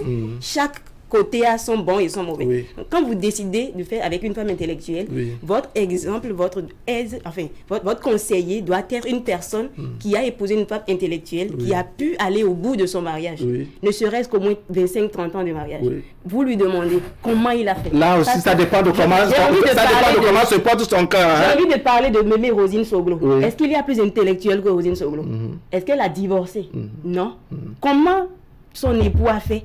Je pense qu'on ira poser la question à Dieu donné Soglo, comment il s'est porté, n'est-ce pas, au moment où on l'appelait, et puis qu'on rentrait, le bousculait lorsqu'il gérait des réunions présidentielles. Alors, on va s'adresser à vous. Vous avez entendu Nagui Balagbe, la rélecture de Dr Bogakou Paki, même s'il n'était pas allé, n'est-ce pas, au bout de ses idées. L'analyse sur laquelle je voudrais qu'on se prononce, Aminata Dia, c'est de voir que oui, on connaît l'idéal, on sait quels sont les principes. Vous-même, vous l'avez dit dans votre première prise de parole, l'homme est le chef de foyer. Beaucoup de femmes le savent, mais une fois, parce qu'elle maîtrise ses textes, elle connaît tel code, elle connaît tel article et autres, elle s'en fait, je ne sais pas, un manteau, n'est-ce pas, bombe le torse devant le mari et parfois on note des fissures. Moi, je voudrais dire quelque chose, Wahab. Je reviens souvent sur un aspect de la vie en société. La femme, c'est la douceur. La femme, c'est la douceur. Ça, c'est en principe. Non. La femme, c'est la douceur. En principe. Quand vous savez prendre votre femme, il n'y aura pas comment je vais dire ça, prise de bec ou de... Oui, je suis sérieuse. La femme, c'est la douceur. Intellectuelle ou pas, quand elle est avec un homme... qui sait s'y prendre et qui sait comment aborder les sujets du foyer, aussi sensibles soit-il, moi je pense qu'il n'y a pas tout de suite là d'opposition. Il faut donner à la femme sa place, c'est tout. Ce n'est pas concevable que monsieur, par exemple, monsieur, dans un foyer, je dirais, lambda, je prends ça comme ça, que monsieur se permette par exemple, de faire des reproches à madame ou de parler à madame devant les aides ménagères ou devant les enfants d'un ton donné, je suis désolée. dans ce contexte-là, vous allez entendre, ah maintenant chérie, je te permets pas. On dirait elle est intellectuelle. Ah, elle est allée à l'école. Non, il n'y a pas que ça. Je pense que même une femme... c'est ce que j'appelle le principe. C'est-à-dire que même une femme qui n'a pas été à l'école dira que, mais quand même, c'est vrai. Même si j'ai tort, ce n'est pas devant les enfants. C'est pas de... Oui, ce n'est pas... Il y a Naguib, je reviens là-dessus. C'est que les femmes, les autres femmes, c'est-à-dire nos mamans et tout ça, qui se comportaient peut-être de façon un peu... On ne leur jette pas ça tout de suite. Mais quand c'est une femme qui a un certain statut, tout de suite, on relie cela au fait qu'elle soit instruite ou qu'elle soit intellectuelle, entre guillemets. Est-ce que vous comprenez? Ok, vous notez que quand il s'agit, en fait, pour ne pas dire dans l'ancien temps, c'est-à-dire une femme non instruite ou non intellectuelle, peut-être aurait pu garder son calme et faire la remarque ou le reproche à son mari. Peut-être, mais une femme intellectuelle l'aurait fait de façon systématique. Non, lorsqu'elle réagit, quand ce n'est pas un homme qui est ouvert d'esprit, tout de suite il se braque. C'est ça. D'accord. Et on a affaire à tous ces préjugés-là, où c'est le monsieur qui va, peut-être dans la famille, vous dit, je vous dis, n'allez pas prendre une femme qui, quand elles vont à l'école aussi à un niveau là, quand tu dis A, elles disent B, quand tu dis C, elles disent Z, etc. Au fait, c'est de là que les préjugés partent. Vous pensez que ces préjugés, c'est-à-dire que la faute vient beaucoup plus du côté de l'homme, c'est ça? C'est dans les deux cas. Naguib Alagui, on nous écoute. Je précise que le débat se fait en direct et que nous aurons la participation de nos téléspectateurs. La ligne est ouverte avec la complicité de la régie. Alors, quand on écoute Aminata Dia et surtout Aminata, on a l'impression que tout va bien en réalité, que le problème n'existe pas. En fait, il n'y a pas de problème. Pourtant, on en parle. Je note beaucoup plus que les deux nous rappellent ce que, en fait, les principes. Un peu comme une loi tracée ce que la loi dit, mais il se trouve que dans la pratique, on enfreint à ces lois. En fait, ce que nous faisons sur ce plateau, nous disons ce qui doit être. Mais en réalité, ce que nous observons, qu'est-ce qui se passe dans les ménages? Comment les femmes intellectuelles, en fait, pas toutes, mais dans leur grande majorité, comment elles se comportent, en tout cas, selon ce que moi j'ai vécu, ce que j'ai vu, selon ce que nous observons. Et si aujourd'hui, quand vous parlez de clichés, de préjugés, tout le monde le pense. Pourquoi? Tout le monde le pense. Pourquoi? C'est parce que c'est ce qui est observé. Nous sommes dans une société les hommes font chef. On ne va pas procéder ainsi parce que je pense que ce n'est pas totalement justifié. On va vous amener vous aussi à vous prononcer sur les statistiques qui le démontrent. Mais on va écouter d'abord la guide et vous aurez la parole. Parce que les gens observent quelque chose. Et à partir de ce que les gens, c'est-à-dire l'opinion des gens, se base sur ce qu'ils voient, sur ce qu'ils vivent. Et ce que nous vivons aujourd'hui, c'est que la plupart des femmes intellectuelles se mettent dans une posture. Pour moi, il est question de posture. Quand elle vient, elle est méticuleuse sur les questions de respect, de place. Je veux ma place, je veux mon respect. Et elle y tient tellement qu'en réalité, elle devient quelque peu. C'est plutôt elle qui est braquée. D'accord. Allez, Naguib, vous permettez, on va prendre le tout premier téléspectateur. Le tout premier téléspectateur en ligne. Bonjour. Bonjour. Merci de vous présenter. On m'appelle Sam Raymond, j'appelle depuis Accra. Monsieur Raymond, merci pour votre traditionnelle fidélité. Je dis bonjour aux deux invités et les deux dames sur le plateau. D'accord. Elles vous répondent. Oui. Elles ont déjà traité le problème dès les premières prises de parole. C'est ça. Elles ont tout déjà réglé. Les deux ont parlé, ils ont déjà traité, elles ont déjà traité le sujet. Pourquoi je dis qu'elles ont déjà traité le sujet? D'abord, il y a 3 conditions qu'il faut remplir pour être responsable de la famille. Et votre femme est intellectuelle, elle gagne. Ne regardez pas son salaire. Jouez votre rôle convenablement. La seconde chose, il ne faut pas être complexé. Et la troisième chose, respectez votre femme. Et soyez rigoureux. Ce n'est pas de la dictature. Quand les 3 conditions sont réunies, qu'elles soient intellectuelles ou non, vous allez diriger votre foyer correctement. Le tout dépend de l'homme. On n'a pas besoin de jeter le tort sur les femmes. Pas du tout. Jouez votre rôle convenablement. Quand elle veut déconner, crier, taper du poing sur la table pour dire « ça là, je ne suis pas d'accord ». Elle vous dira aussi qu'elle n'en disconvient pas. Quoi? Elle vous dira qu'elle n'en disconvient pas. C'est faux.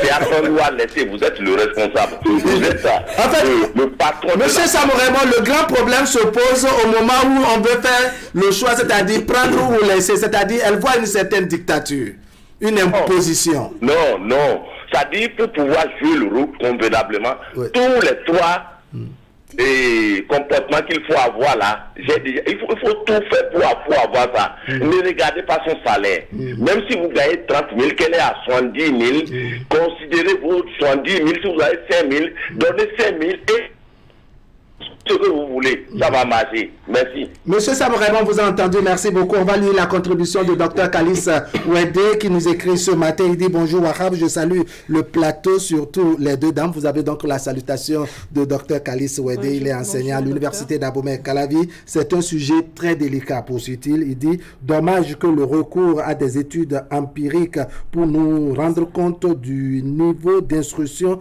de la femme et sa vie matrimoniale fait défaut. Toutefois, il est à mentionner que plus le niveau est évolué, plus la probabilité de la dislocation du foyer est également grande. Les questions d'humeur et d'autonomie, entre autres choses, constituent les mobiles d'une telle situation délétère de la vie conjugale de la femme instruite. Le célibat est une réalité chez elle avec une certaine errance sexuelle. De par votre plateau, je suggère que dans les prochaines enquêtes démographiques de santé que réalise INSTAD puisse intégrer ces variables pour mieux nous situer. Dr Bouga Boubaki. Merci beaucoup. Je crois que monsieur Roman était parti pour un meilleur diagnostic qui a fini par me décevoir parce qu'à la fin, il a dit qu'il faut taper sur le point et crier. Donc, je ne voudrais pas qu'on parle pour parler. Monsieur Raymond, au départ, vous avez dit il faut respecter votre femme. Au même moment, vous n'avez pas quitté... Vous n'allez quand même pas penser qu'une fois quand on est débordé, il faut pas faire de sur la tête et dire c'est ça ou c'est pas ça et crier. On ne crie pas sur la femme. Naguib et moi, on n'a pas dit ça ici. On ne crie pas sur la femme. Non, il n'a pas dit de crier sur la femme. Il a bien dit. Non, il a tapé du poing sur la sergent, mais écoutez, stop, pour ne pas penser que ça veut dire... C'est de ça nous parlons. Vous allez poursuivre, vous allez poursuivre le temps qu'on prenne le téléspectateur en ligne et revenir sur le plateau. Merci de vous présenter. Téléspectateur en ligne, bonjour. Allez, le téléspectateur n'est pas... Oui, donc vous poursuivez. Il y avait un débat qu'on faisait. Et puis, nous avons recentré le débat. Et j'ai dit à ma prise de parole que lorsque nous mettons tout ça dans un panier, ça nous permet maintenant de faire les analyses. Chacun de nous ici, on n'a plus besoin de lui rappeler, voilà ce qui se passe, voilà ce qu'il y a, parce que chacun de nous a peut-être observé, vu, vécu certaines situations liées à telle ou à telle chose. Et vous n'êtes pas sans savoir. Heureusement, même s'il n'y a pas de statistiques, au moins les divorces dans nos pays là, on connaît de façon sans microscope, sans sondage, ces résultats. Mais pourquoi? Les raisons et ces résultats, simplement on va venir à cette ce n'est pas seulement, c'est pour en venir à une situation. Allô, le plateau? Le vrai problème ne se situe pas au manque de respect, non.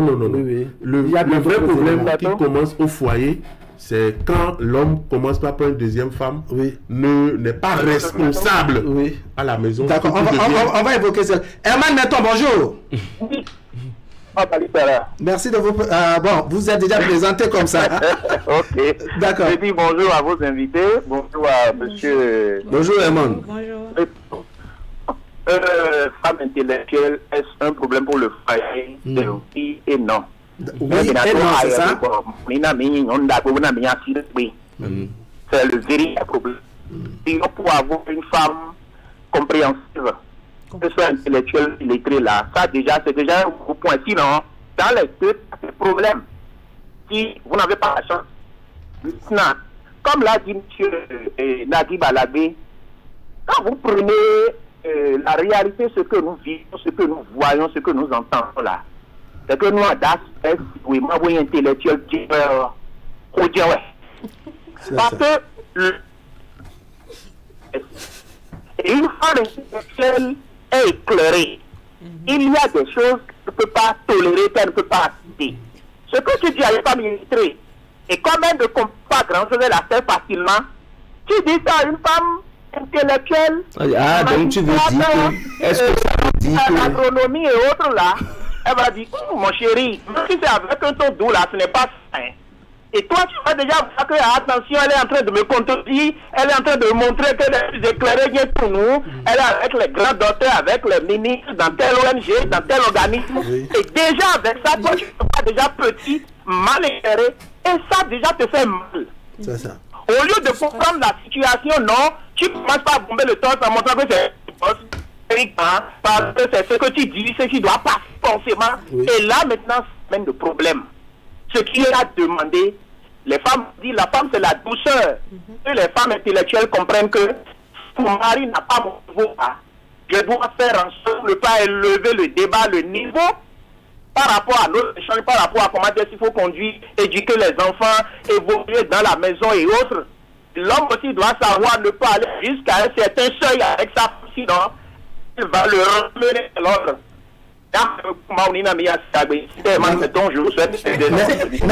Merci beaucoup. On va prendre le dernier téléspectateur dans cette première vague et on revient sur le plateau. Téléspectateur en ligne, bonjour. Téléspectateur en ligne, bonjour. Alors, il n'y a personne. On va compter sur la complicité de la régie pour couper les appels et nous permettre de faire un tour de table. Alors, apparemment, il y a quelqu'un qui se manifeste au standard. Merci de vous présenter. Téléspectateur en ligne, bonjour. Bonjour. Merci de vous présenter. Oui, c'est Monsieur Aïe. Monsieur Aïe, on vous entend faiblement. Première chose, vous allez commencer par baisser littéralement le volume de votre téléviseur. Deuxième chose, vous allez faire l'effort de parler un peu plus fort. Je l'ai même été... Waouh, certainement c'est là où vous êtes parce qu'on a de mal à vous entendre sur le plateau. Oh, désolé. Mais tout il marche pas souvent. Souvent, quand il y a une situation, il faudra peut-être revenir, monsieur Aïe. Monsieur Aïe, on va vous demander vraiment de revenir parce que la liaison n'est pas bonne et par conséquent, on a de mal à vous entendre. J'espère que M. Aïe nous a compris. On lui présente toutes nos excuses. Ce n'est pas notre faute, je crois. C'est la liaison qui est un peu, je dirais, défectueuse ce matin. La régie va nous permettre de faire un tour de table. Bogakou Kaki, vous étiez dans un développement. Je le disais, nous sommes dans un contexte et qu'un foyer n'est pas la responsabilité uniquement de la femme ou de l'homme. C'est une affaire de complémentarité. Merci. Et au départ, nous l'avions dit, j'ai été clair là-dessus. C'est une question d'éducation. Et la posture de l'homme, comme l'a dit Madame Adjovi, on ne se réclame pas chef du foyer. Ça va de soi. Et ce volet de complémentarité, on ne l'a pas entendu chez M. Sam Raymond qui dit par exemple que lorsque la femme gagne beaucoup et autres, de ne pas en tenir compte et de juste... Quelle est finalement la contribution, la complémentarité qu'on entend en fait, de la femme? Où est-ce que ça se trouve finalement? C'est son regard. C'est son regard. Toutes les femmes n'ont pas les mêmes lectures des choses. Et nous connaissons également des femmes intellectuelles. Les statistiques de l'INSA. Voilà, nous connaissons également des femmes intellectuelles qui, pour avoir la parole demain, exigent à participer aux charges de la maison. Juste pour qu'en son temps... Alors, elles sont très... C'est de façon volontaire. C'est la raison pour laquelle... Non, c'est de façon volontaire. La raison pour laquelle la femme contribue, c'est pour avoir la parole. Demain. Vous avez déjà dit un peu. Ça veut dire qu'elle prépare déjà... C'est la lecture de Nagib. Non, je ne dis pas que... Nagib, laisse-moi parler. Il faut le laisser parler. Laisse le syndicat de...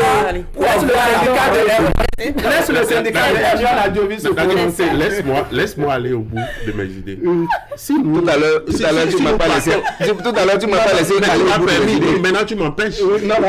Mais si au départ, nous sommes d'accord sur la complémentarité entre les deux pions dans le couple, il y a ce que la base, vous trouverez très peu de nombre en tout cas. La fondation a été faite. Et puis, Raymond l'a dit, faut pas regarder si elle gagne ou gagne pas. Mais elle peut regarder si vous gagnez. Non, mais c'est complémentaire. Et c'est là, je dis... Jusqu'à il y a même pas de problème. Moi, pour moi, je suis entièrement d'accord. C'est des regards. Oui, c'est des regards. Ok, ce sont des regards. Il y a des hommes. Oui. Et que c'est au foyer, c'est la femme qui fait pratiquement tout, mais cette femme respecte l'homme. Ce n'est pas parce que elle est en train de soutenir le foyer, parce que l'homme est dans une période de crise. Parce que tu peux perdre, tu peux être un bon monsieur aujourd'hui, avec tout, connaître des moments difficiles, des moments difficiles du jour au lendemain. Et parce que tu as été bon, merci la femme va tenir le relais. Mais tout ça, on est d'accord. C'est pour dire quoi? Lorsque la femme, au départ, vous êtes tombé d'accord sur un certain nombre de principes dans le foyer et tout allait bien. Et à un moment donné, la femme commence par côtoyer des amis. Parce que ça vient de là. Ah, moi, mon mari, c'est ça, il fait. Mon mari a 19 heures. S'il rentre après 19 heures, c'est que je lui prends l'école. C'est-à-dire, elle participe à des séances de renforcement de capacité qui sont de nature à détruire même son foyer. C'est l'environnement. L'environnement que fréquente la femme et même parfois l'homme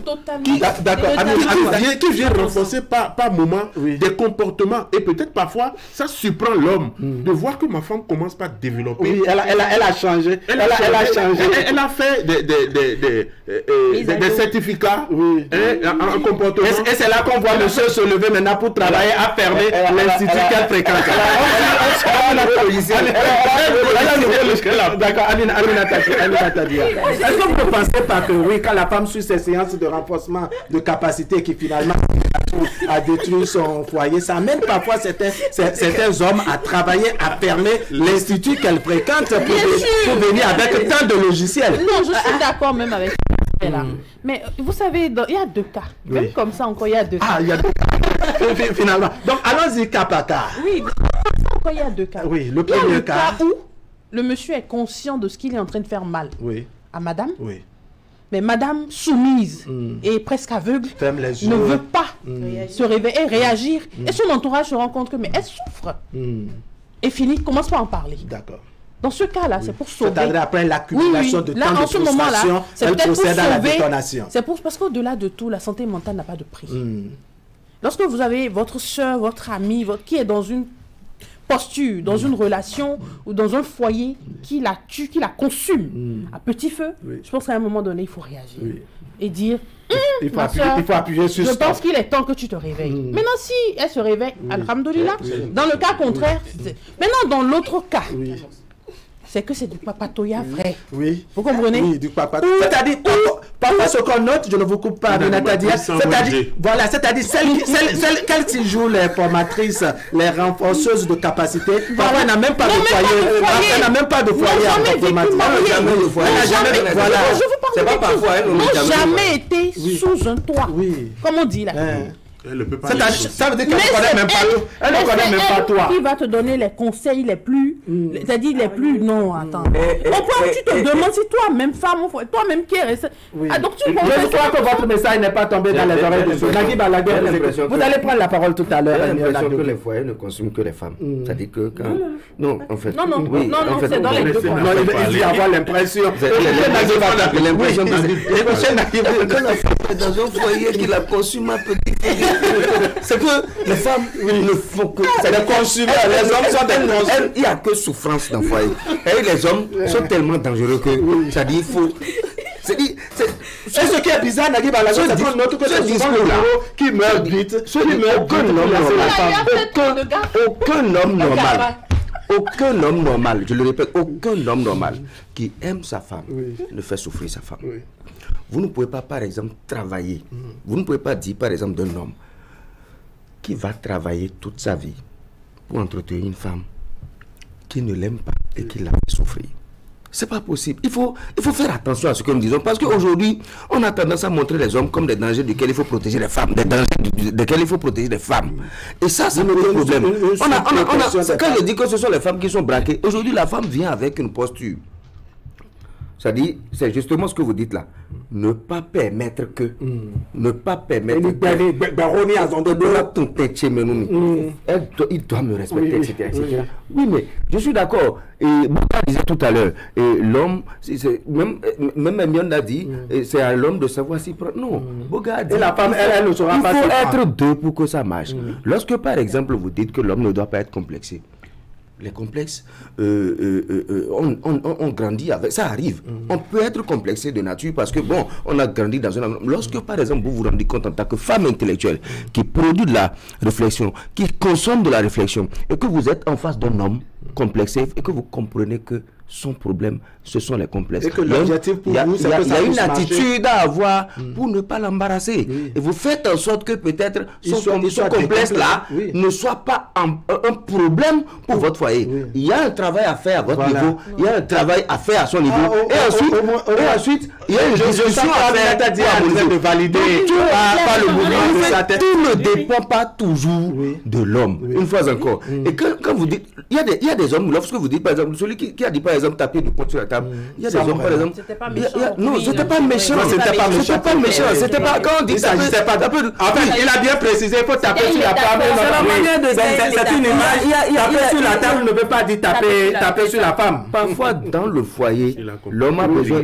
Parfois dans le foyer, effectivement, on a besoin sur la table. Aussi bien l'homme. Je suis d'accord. Aussi bien l'homme que la femme, mais plus l'homme que la femme. Parfois, on a besoin de fermeté, c'est-à-dire de savoir dire non et d'être intransigeant. C'est ça parfois d'être intransigeant sur certaines questions. Mais écoute, lorsque par exemple vous parlez à votre femme, et c'est ce que je disais tout à l'heure, vous savez, les femmes s'attachent beaucoup plus aux détails. La femme intellectuelle s'attache aux détails. C'est-à-dire, et c'est quelle manière, c'est-à-dire vous dites quelque chose qui est raisonnable, qu'elle entend bien, qu'elle comprend, et c'est quelle manière de me parler ça. D'accord. Mais elle n'en peut pas me parler. Nagui Balagbe, merci beaucoup. Merci beaucoup.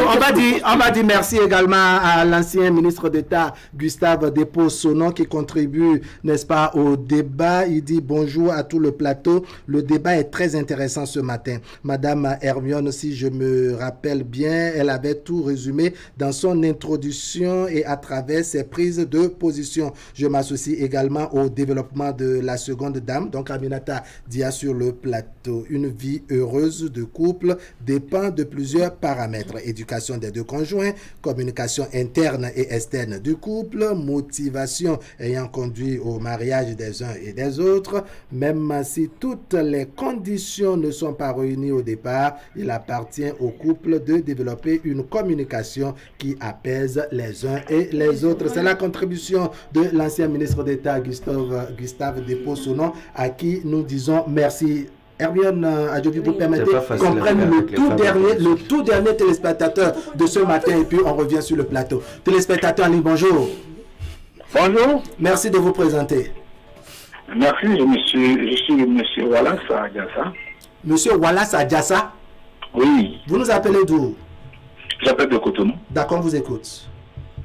Bon, merci beaucoup pour le thème que vous avez présenté ce jour-là, me gêne un peu. Ça vous gêne? Oui, ça me gêne un peu. Excusez-moi, le thème, c'est mon point de vue. D'accord. Femme intellectuelle, est-ce un problème dans le foyer? Oui. Moi, je dis, mais que femme intellectuelle, je crois que c'est une bonne chose dans le foyer. C'est une bonne chose dans le foyer. Voilà pourquoi le sujet est interrogatif. Évidemment. C'est pourquoi j'interviens. Parce que, vous savez, l'homme, on est tellement dur, parfois. La femme intellectuelle... Parfois et non toutes les fois. Oui, la femme intellectuelle a vraiment le style, la politique d'éduquer, au fait, les enfants. Bon, non, on complète. Je suis d'accord avec vous. Non, on complète. Mais, et pour respect aux femmes que moi je connais, les femmes intellectuelles, vraiment, moi je désigne des femmes intellectuelles au foyer que des femmes qui ne sont pas intellectuelles. Excusez-moi du moins. Donc, pour l'éducation des enfants, il me semble que c'est important d'avoir une femme intellectuelle. Parce que, comme vous le savez, on a souvent dit que dans notre langue yoruba, on dit qu'il y a le roman. C'est-à-dire que c'est aux femmes qu'appartiennent les enfants. D'accord. Est-ce que vous voyez? Donc pour la femme intellectuelle au foyer, je crois que c'est une très bonne chose. Si on peut l'avoir, on est heureux. D'accord. Monsieur Adiassa, merci beaucoup. On vous a entendu. Allez, on va donner la parole maintenant à Hermione Adjovi. Vous avez entendu les développements de Naguib Alagbe. Je voudrais votre lecture, c'est-à-dire le volet qui consistait, parce qu'on s'est entendu tout à l'heure sur un certain nombre de détails. On s'est également écouté lorsque vous évoquez le fait que oui, c'est à l'homme de savoir, comme s'il n'y a pas une responsabilité en termes de complémentarité. J'utilise donc les expressions de Dr Boga Koukmaki. Est-ce qu'il n'y a pas une responsabilité en termes de complémentarité chez la femme pour que la femme aussi puisse vraiment savoir raison garder? Lorsque par exemple l'homme déborde, la femme étant douceur, j'utilise les expressions cette fois-ci de Aminata Dia, la femme étant douceur, est-ce que la femme ne doit pas utiliser, je dirais, cette police de douceur là, n'est-ce pas, pour faire sortir victorieux le couple? Alors, tel on fait son lit, on se couche. Parfois, on n'a même pas de lit. Bon, on fait ça et on se couche. En fait, pourquoi je dis ça? La vie n'est pas compliquée. J'estime que la vie n'est pas compliquée. Ou elle ne devrait pas l'être. On n'a jamais dit à personne épouser forcément une femme intellectuelle. Si vous estimez que la femme intellectuelle, pour vous, pour votre personnalité, pour votre niveau de confiance en vous, parce que oui, parfois, c'est le complexe. Et ce n'est pas, on ne guérit, on n'éduque pas un adulte. Une personne qui a eu des blessures depuis l'enfance, qui ont généré en lui un complexe, doit faire un travail sur lui. Il y a l'andragogie, on peut éduquer un adulte. Oui, bon, c'est ce que j'appelle faire un travail sur lui. Avoir recours peut-être à des coachs et tout. C'est pas à la femme, en fait, d'éduquer un adulte dans ce contexte-là, ni à l'homme de vouloir éduquer une femme. Vous n'avez pas la patience pour ça, on a compris. Non, c'est pas une affaire de patience. Il y a des blessures tellement profondes que ce n'est pas à la femme de les résoudre. C'est d'abord à l'homme d'en prendre conscience et de travailler sur ça. Sinon, peut-être que la femme elle-même portait des blessures et là, il y aura un crash parce qu'elle-même ne se rend pas compte de la bonne posture à ce moment-là. Alors, complémentarité obligatoirement. Même moi, je voudrais... C'est vrai que l'homme doit jouer son rôle financièrement, mais la femme qui gagne, moi, c'est un plaisir pour moi d'investir. C'est pour nous. Quand je le fais, c'est pas pour moi. Il faut créer une ONG dans ce sens. Vous recrutez suffisamment de femmes qui partagent votre vision. Changez vos fréquentations. J'en connais énormément, s'il vous plaît. Oui, changez vos fréquentations.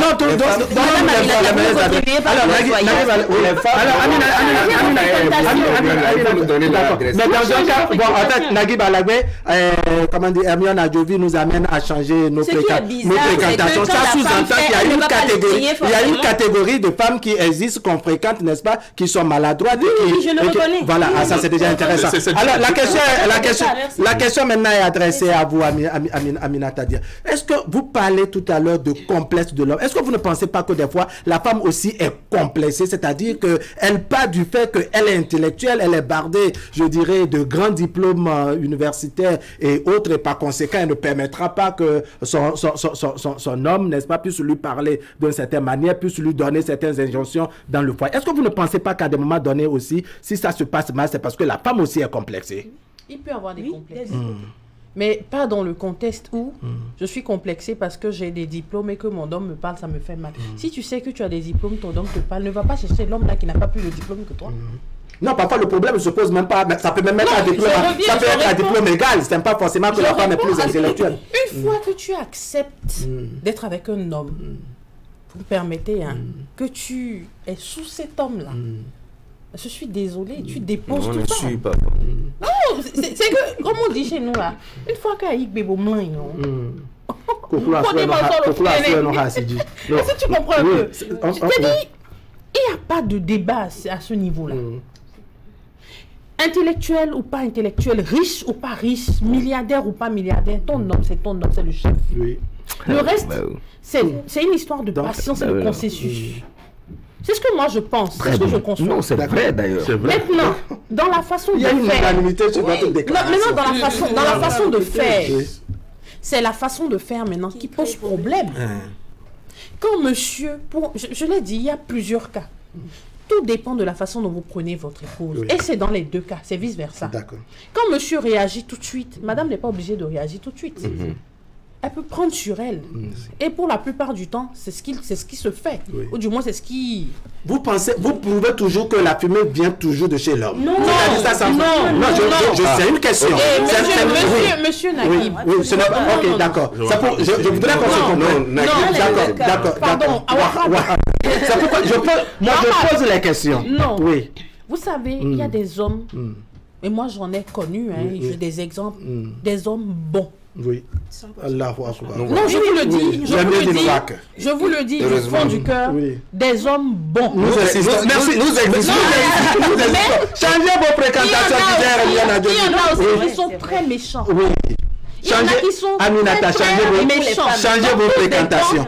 Allez, de la façon dont suivez cette conversation. Vous allez réagir tout à l'heure. Le temps passe vite, c'est vrai. On dit, chérie, nonobstant toutes les reproches tu t'obstinais à t'attribuer ostensiblement des qualités qui en réalité ne sont rien d'autre que des défauts. Et on répond de l'autre côté. Bonjour mon amour, heureux de te lire ce jour. D'emblée, je tiens à m'excuser pour l'altercation dénuée de signification d'hier. C'était une bevue rocambolesque de ma part. Figure-toi, chérie, je suis sincèrement désolé. Et on poursuit de l'autre. Je suis également navré, ça c'est madame. Monsieur mon miel épicé. Indubitablement, j'avais une part de responsabilité dans ce quiproquo. Je m'obstinais trop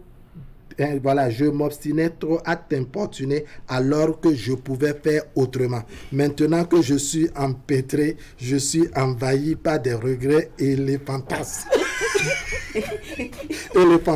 Ça, c'est pas intellectuel. Vous voyez, c'est ça, pas intellectuel.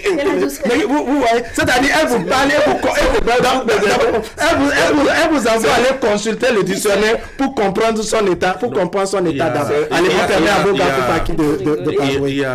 Il y a que ce matin, nous sommes en train de débattre d'un sujet sensible aujourd'hui et sensible demain. Parce que il y a beaucoup, je m'amusais à dire tout à l'heure que beaucoup de femmes ont comme projet de société le mariage. Il y a des hommes également, des jeunes qui ont projet de société se marier, avoir une femme à la maison. Et généralement, dans nos églises aujourd'hui, dans les familles, parce qu'on attend que ça pour vivre ensemble. Chacun sans peut-être connaître la position de chacun et quelle a été véritablement la fréquentation. Et parfois, les gens ne se fréquentent même pas avant de se mettre ensemble. Et comme l'a dit quelqu'un, un téléspectateur tout à l'heure, on peut au départ rater certaines choses, mais si vous décidez de faire du chemin, vous pouvez vous comprendre, avoir le consensus, travailler à l'équilibre. Et c'est comme l'Ivoirien le dit, Dieu connaît Bagaille qui est lourd. La femme qui veut rester au foyer, quand on voit, on sait. L'homme qui veut avoir une femme tout au long de sa vie, quand on le voit, on sait également. Donc quand on règle ces deux problèmes, on arrive toujours à trouver le bon milieu parce que c'est, je l'ai dit également au départ, intellectuel n'a rien à voir avec instruction et une femme instruite n'a rien à voir avec une femme intellectuelle. Et lorsque, moi j'ai eu la chance, et si je vous donne mon cas, vous allez penser que je suis venu m'amuser. Vous me connaissez, j'ai une femme juriste dans ma chambre, mais elle est, je dirais, elle est mon poids, sur le plan spirituel, sur le plan du vécu, parce que j'avais toujours besoin d'une affection maternelle. Pour avoir perdu maman il y a plus de 20 ans, elle remplit tous ces critères. Donc, vous avez gagné tout simplement le rôle. Comme quelqu'un dit, la femme juriste, tout ça est mauvaise. Moi, je vais être à l'opposé. La personne n'a pas de bonne fréquentation. Bonjour mon cher frère et ami, bonjour à Naguib Alagbe, bonjour à tout le plateau. Le débat du jour est passionnant. La question préalable est: qu'est-ce qu'un intellectuel? Suffit-il d'aller à l'école pour être intellectuel? Suffit-il d'être diplômé diplômé pour être intellectuel. Dans la thématique, c'est la femme intellectuelle qui est en question, qui fait l'objet du débat. Et ça, c'est la contribution du professeur bienvenu Antonio. Il dit, je fais remarquer d'entrée de jeu que être intellectuel avant d'être qualifié ainsi, cela requiert d'avoir des attributs que sont l'humanité, la compréhension, l'adaptation, la résilience, le dialogue. Ce sont ces qualités qui, s'ajoutant au diplôme, font l'intellectuel. L'intellect, dans son étymologie, signifie comprendre. À partir de là, la femme intellectuelle ne peut pas être un problème car elle saura gérer les problèmes dans le foyer. Maintenant, il faut distinguer les femmes qui sont caractérielles des femmes intellectuelles, car des fois, à l'intérieur du foyer, c'est le problème des caractères qui prévalent et non l'intellect.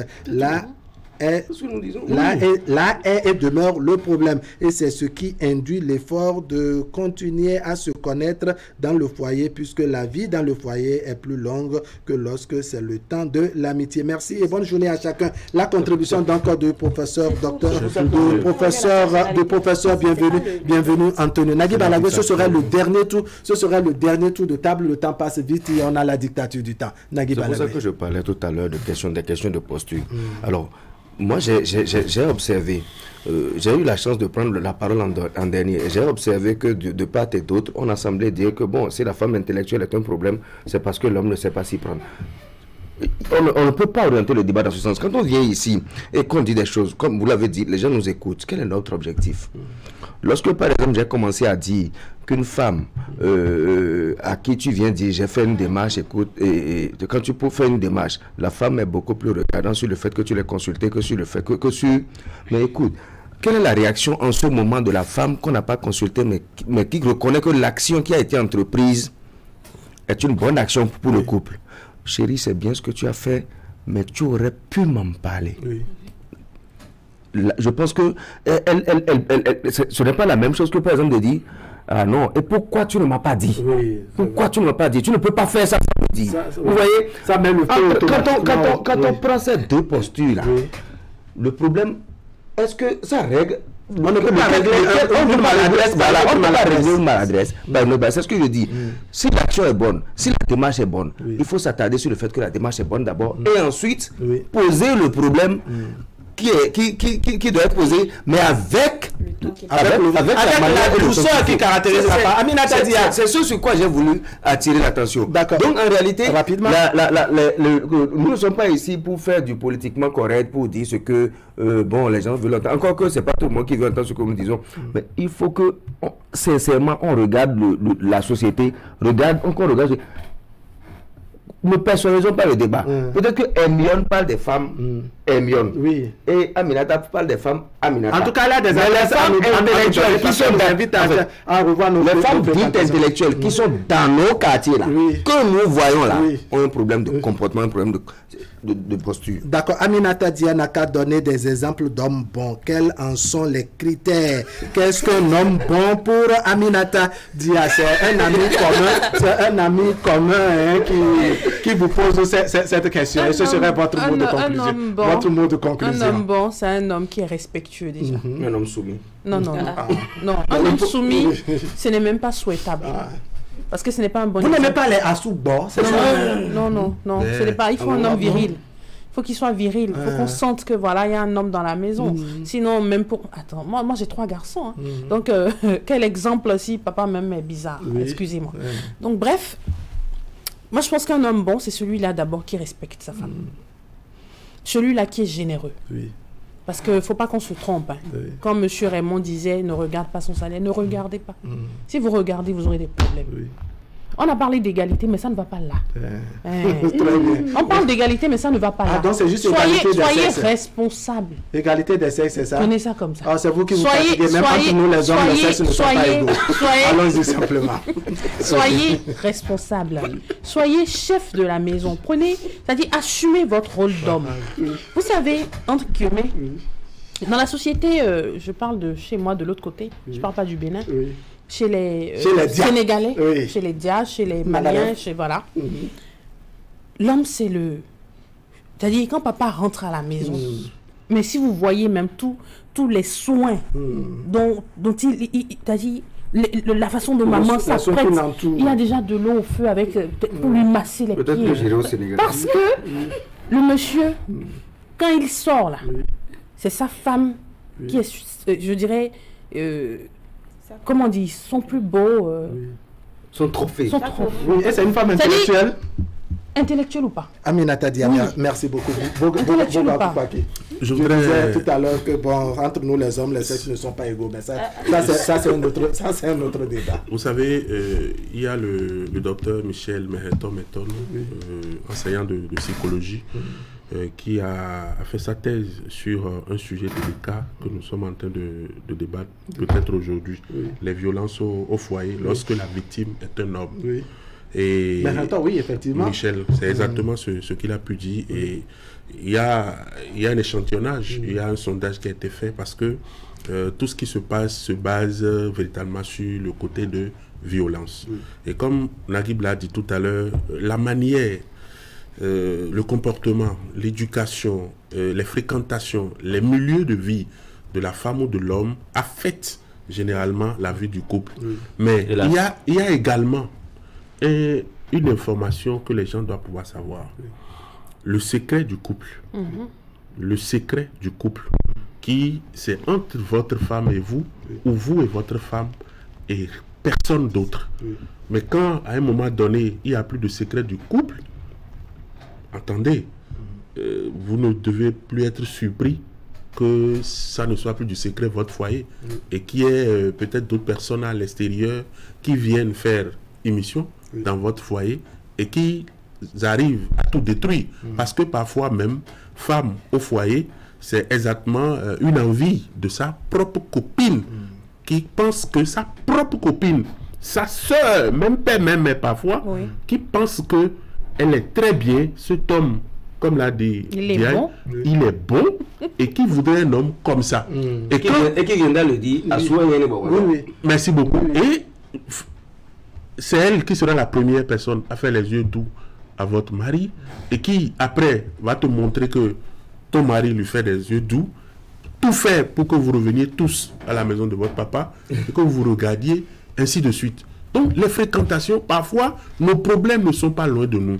Donc du coup, à la femme, intellectuelle ou non, je célèbre ce matin toutes ces femmes-là qui sont dans les champs, qui sont dans les marchés, qui continuent de respecter et qui continuent d'avoir du respect de leur mari. De l'autre, nous leur tirons véritablement chapeau. Et ces femmes également intellectuelles qui connaissent véritablement le rôle ou la foi. Parce que parfois, si vous n'avez pas la crainte de Dieu, vous ne pouvez pas faire un foyer. Il faut avoir la crainte de Dieu. L'éducation ne se limitait pas. Il faut avoir la crainte de Dieu. Il faut savoir que l'homme est l'homme. Et il faut avoir la démarche qu'il faut. Et je le répète, lorsque on voit bagage avec les yeux, si c'est lourd. Bonjour monsieur Wahab Ali, pareil, bonjour à vos invités sur le plateau, sans oublier vos téléspectateurs. Le sujet d'aujourd'hui est très pertinent parce qu'il y a beaucoup de clichés qui se murmurent autour des femmes intellectuelles au foyer. À tort ou à raison, plusieurs hommes fuient les femmes intellectuelles parce qu'ils pensent qu'elles ne respectent pas la place de l'homme dans le foyer. Mais pour que la femme soit intellectuelle ou pas, ce qui est important, on se suit ici, mais pour ma part, que la femme soit intellectuelle ou pas, ce qui est important pour qu'elle réussisse dans son mariage, c'est son éducation de vie en couple. La fondation d'une union réussie est le respect des principes de mariage. Si la partenaire sait que pour être en couple, elle doit abandonner certaines de ses libertés personnelles pour se mettre dans l'esprit de mariage, je pense que le problème ne se pose pas. Sinon, les femmes illettrées n'ont pas d'éducation.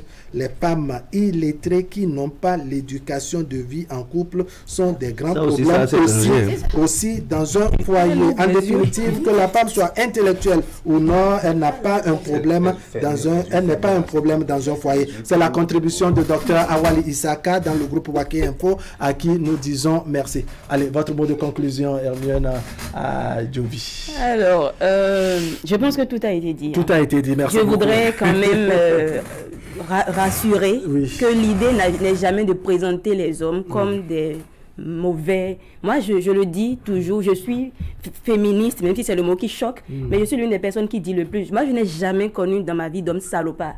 J'ai vécu seule fille au milieu de 5 garçons jusqu'à l'âge adulte. J'ai pas eu des hommes qui maltraitent la femme, j'en ai pas, j'ai des frères, j'ai des cousins, mais pour moi, des exemples de couple. Évidemment, il y a toujours des failles, personne n'est parfait, mais j'ai tellement eu d'exemples d'hommes bons autour de moi que je ne peux jamais venir sur un plateau et dire les hommes sont mauvais. Est-ce qu'ils ont eu la chance d'avoir des femmes intellectuelles? Si, tout. Merci beaucoup. Les femmes intellectuelles. On va dire merci à Samo Raymond. Merci. Aller prouver dans le foyer. Oui. Non. Voilà, allez, merci à Samo Raymond, merci à Herman Metton, n'est-ce pas, qui nous a appelé ce matin, monsieur Wallace Adjassa, qui nous a appelé depuis Cotonou. On va dire merci à monsieur Ayi, qui nous a appelé, mais la liaison n'était pas bonne de son côté.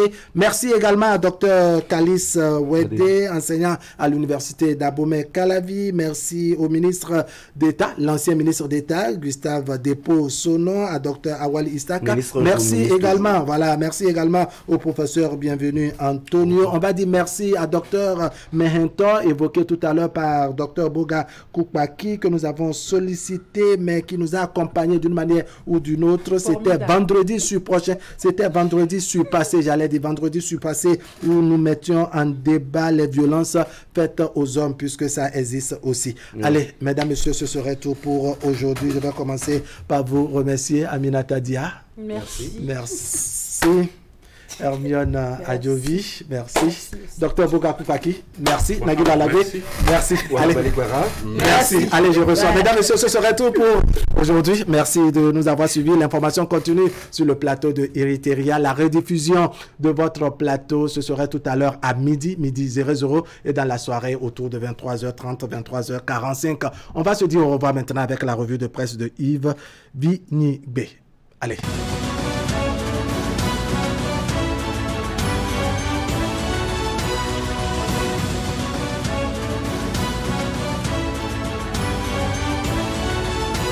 Mesdames et messieurs, bonjour. Le programme gouvernemental de cantine scolaire est en marche. C'est du moins le constat fait par Fraternité. Il fait bon vivre dans les écoles de nos jours. C'est l'expression de soulagement de Bertin Kodjo, un parent d'élèves content de la reprise des classes. En effet, il a désormais moins d'inquiétude à se faire quant à l'alimentation de son fils dans la journée. L'école de Brice est l'un des nombreux établissements bénéficiaires du projet de cantine scolaire mis en œuvre par le gouvernement depuis 2017 en direction des enfants des milieux défavorisés. Comme Bertin, ils sont des milliers de parents au Bénin à moins stressés au cours de l'année scolaire. Leurs dépenses dans l'alimentation en journée de leurs enfants sont réduites grâce au projet cantine scolaire. Cette initiative a commencé petitement et sans tambour battant, avec une couverture de 30%. Mais 6 ans plus tard, le projet a atteint sa maturité avec une large couverture de 75% selon les chiffres officiels du gouvernement, attestés par le Programme alimentaire mondial qui appuie l'initiative. Des précisions fournies par Fraternité. De son côté, le quotidien Soleil Bénin Info s'intéresse à la mise en œuvre des réformes économiques de l'État et nous apprend que le Bénin décroche un financement à hauteur de 230 millions de dollars auprès de la Banque mondiale. Les réformes économiques initiées et mises en œuvre par le régime de la rupture continuent de séduire les bailleurs de fonds. Si au cours de la semaine écoulée, l'agence de notation Fitch a noté positivement la résilience du Bénin et prédit une belle perspective, cette fois-ci, c'est de l'argent que le Bénin vient de recevoir. La Banque mondiale, dans une décision stratégique récente, a validé un financement colossal de 230 millions de dollars en faveur du Bénin, via l'Association internationale de développement, IDA. Le but avoué, propulser le secteur privé du pays, doper la collecte des revenus nationaux et renforcer sa résistance face aux défis sociaux et climatiques. Parlons à présent de l'inondation de certains établissements scolaires en cette période de reprise des classes. Le matinal nous livre les dispositions prises par le gouvernement à l'effet de maîtriser cette situation. Apprenants et enseignants ont repris le chemin des classes pour le compte de l'année scolaire 2023-2024 depuis le lundi 18 septembre 2023. Mais dans certaines localités, des établissements n'ont pas pu ouvrir leurs portes en raison des inondations. Face à cette situation, le ministre des Enseignements secondaires techniques et de la formation professionnelle, Yves Kwaro-Chabi, a tenu à rassurer les parents d'élèves et les apprenants des établissements concernés. À l'en croire, les diligences sont en cours avec l'aide de l'Agence pour la construction des infrastructures du secteur de l'éducation, afin que dans une semaine au plus, les travaux d'évacuation des eaux soient achevés. Pendant ce temps, Bénin Intelligent nous replonge dans la situation qui sévit à la frontière Bénin-Niger pour nous faire part du désarroi des transporteurs. Les transporteurs sont désespérés face à l'impasse. Bloqués à la frontière Bénin-Niger depuis la mise en œuvre des sanctions de la CEDEAO, ils pleurent des pertes colossales de marchandises, riz, sucre notamment, dues aux intempéries. Qui va nous dédommager? Interroge-t-il. Mesdames et messieurs, achevons cette revue par des nouvelles de la commune des Agégués. Le quotidien La Nation nous informe de la suspension du secrétaire exécutif de la mairie. Jean de Dieu Koudjo n'est plus le secrétaire exécutif de la mairie des Agégués. Par arrêté année 2023, numéro 10C-02-SE-SAF-SA du Conseil de supervision de la mairie, il a été suspendu de ses fonctions. La décision de sa suspension a été prise par le Conseil de supervision que préside le maire des Agégués, Marc Gandomou.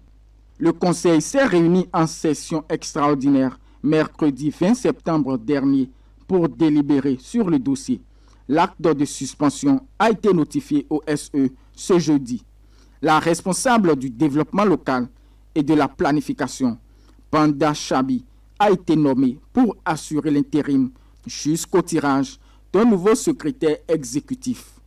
Il est reproché à Jean de Dieu Koudjo une faute lourde en violation des dispositions des articles 119 et 133 de la loi numéro 2021-14 du 20 décembre 2021 portant Code de l'administration territoriale en République du Bénin.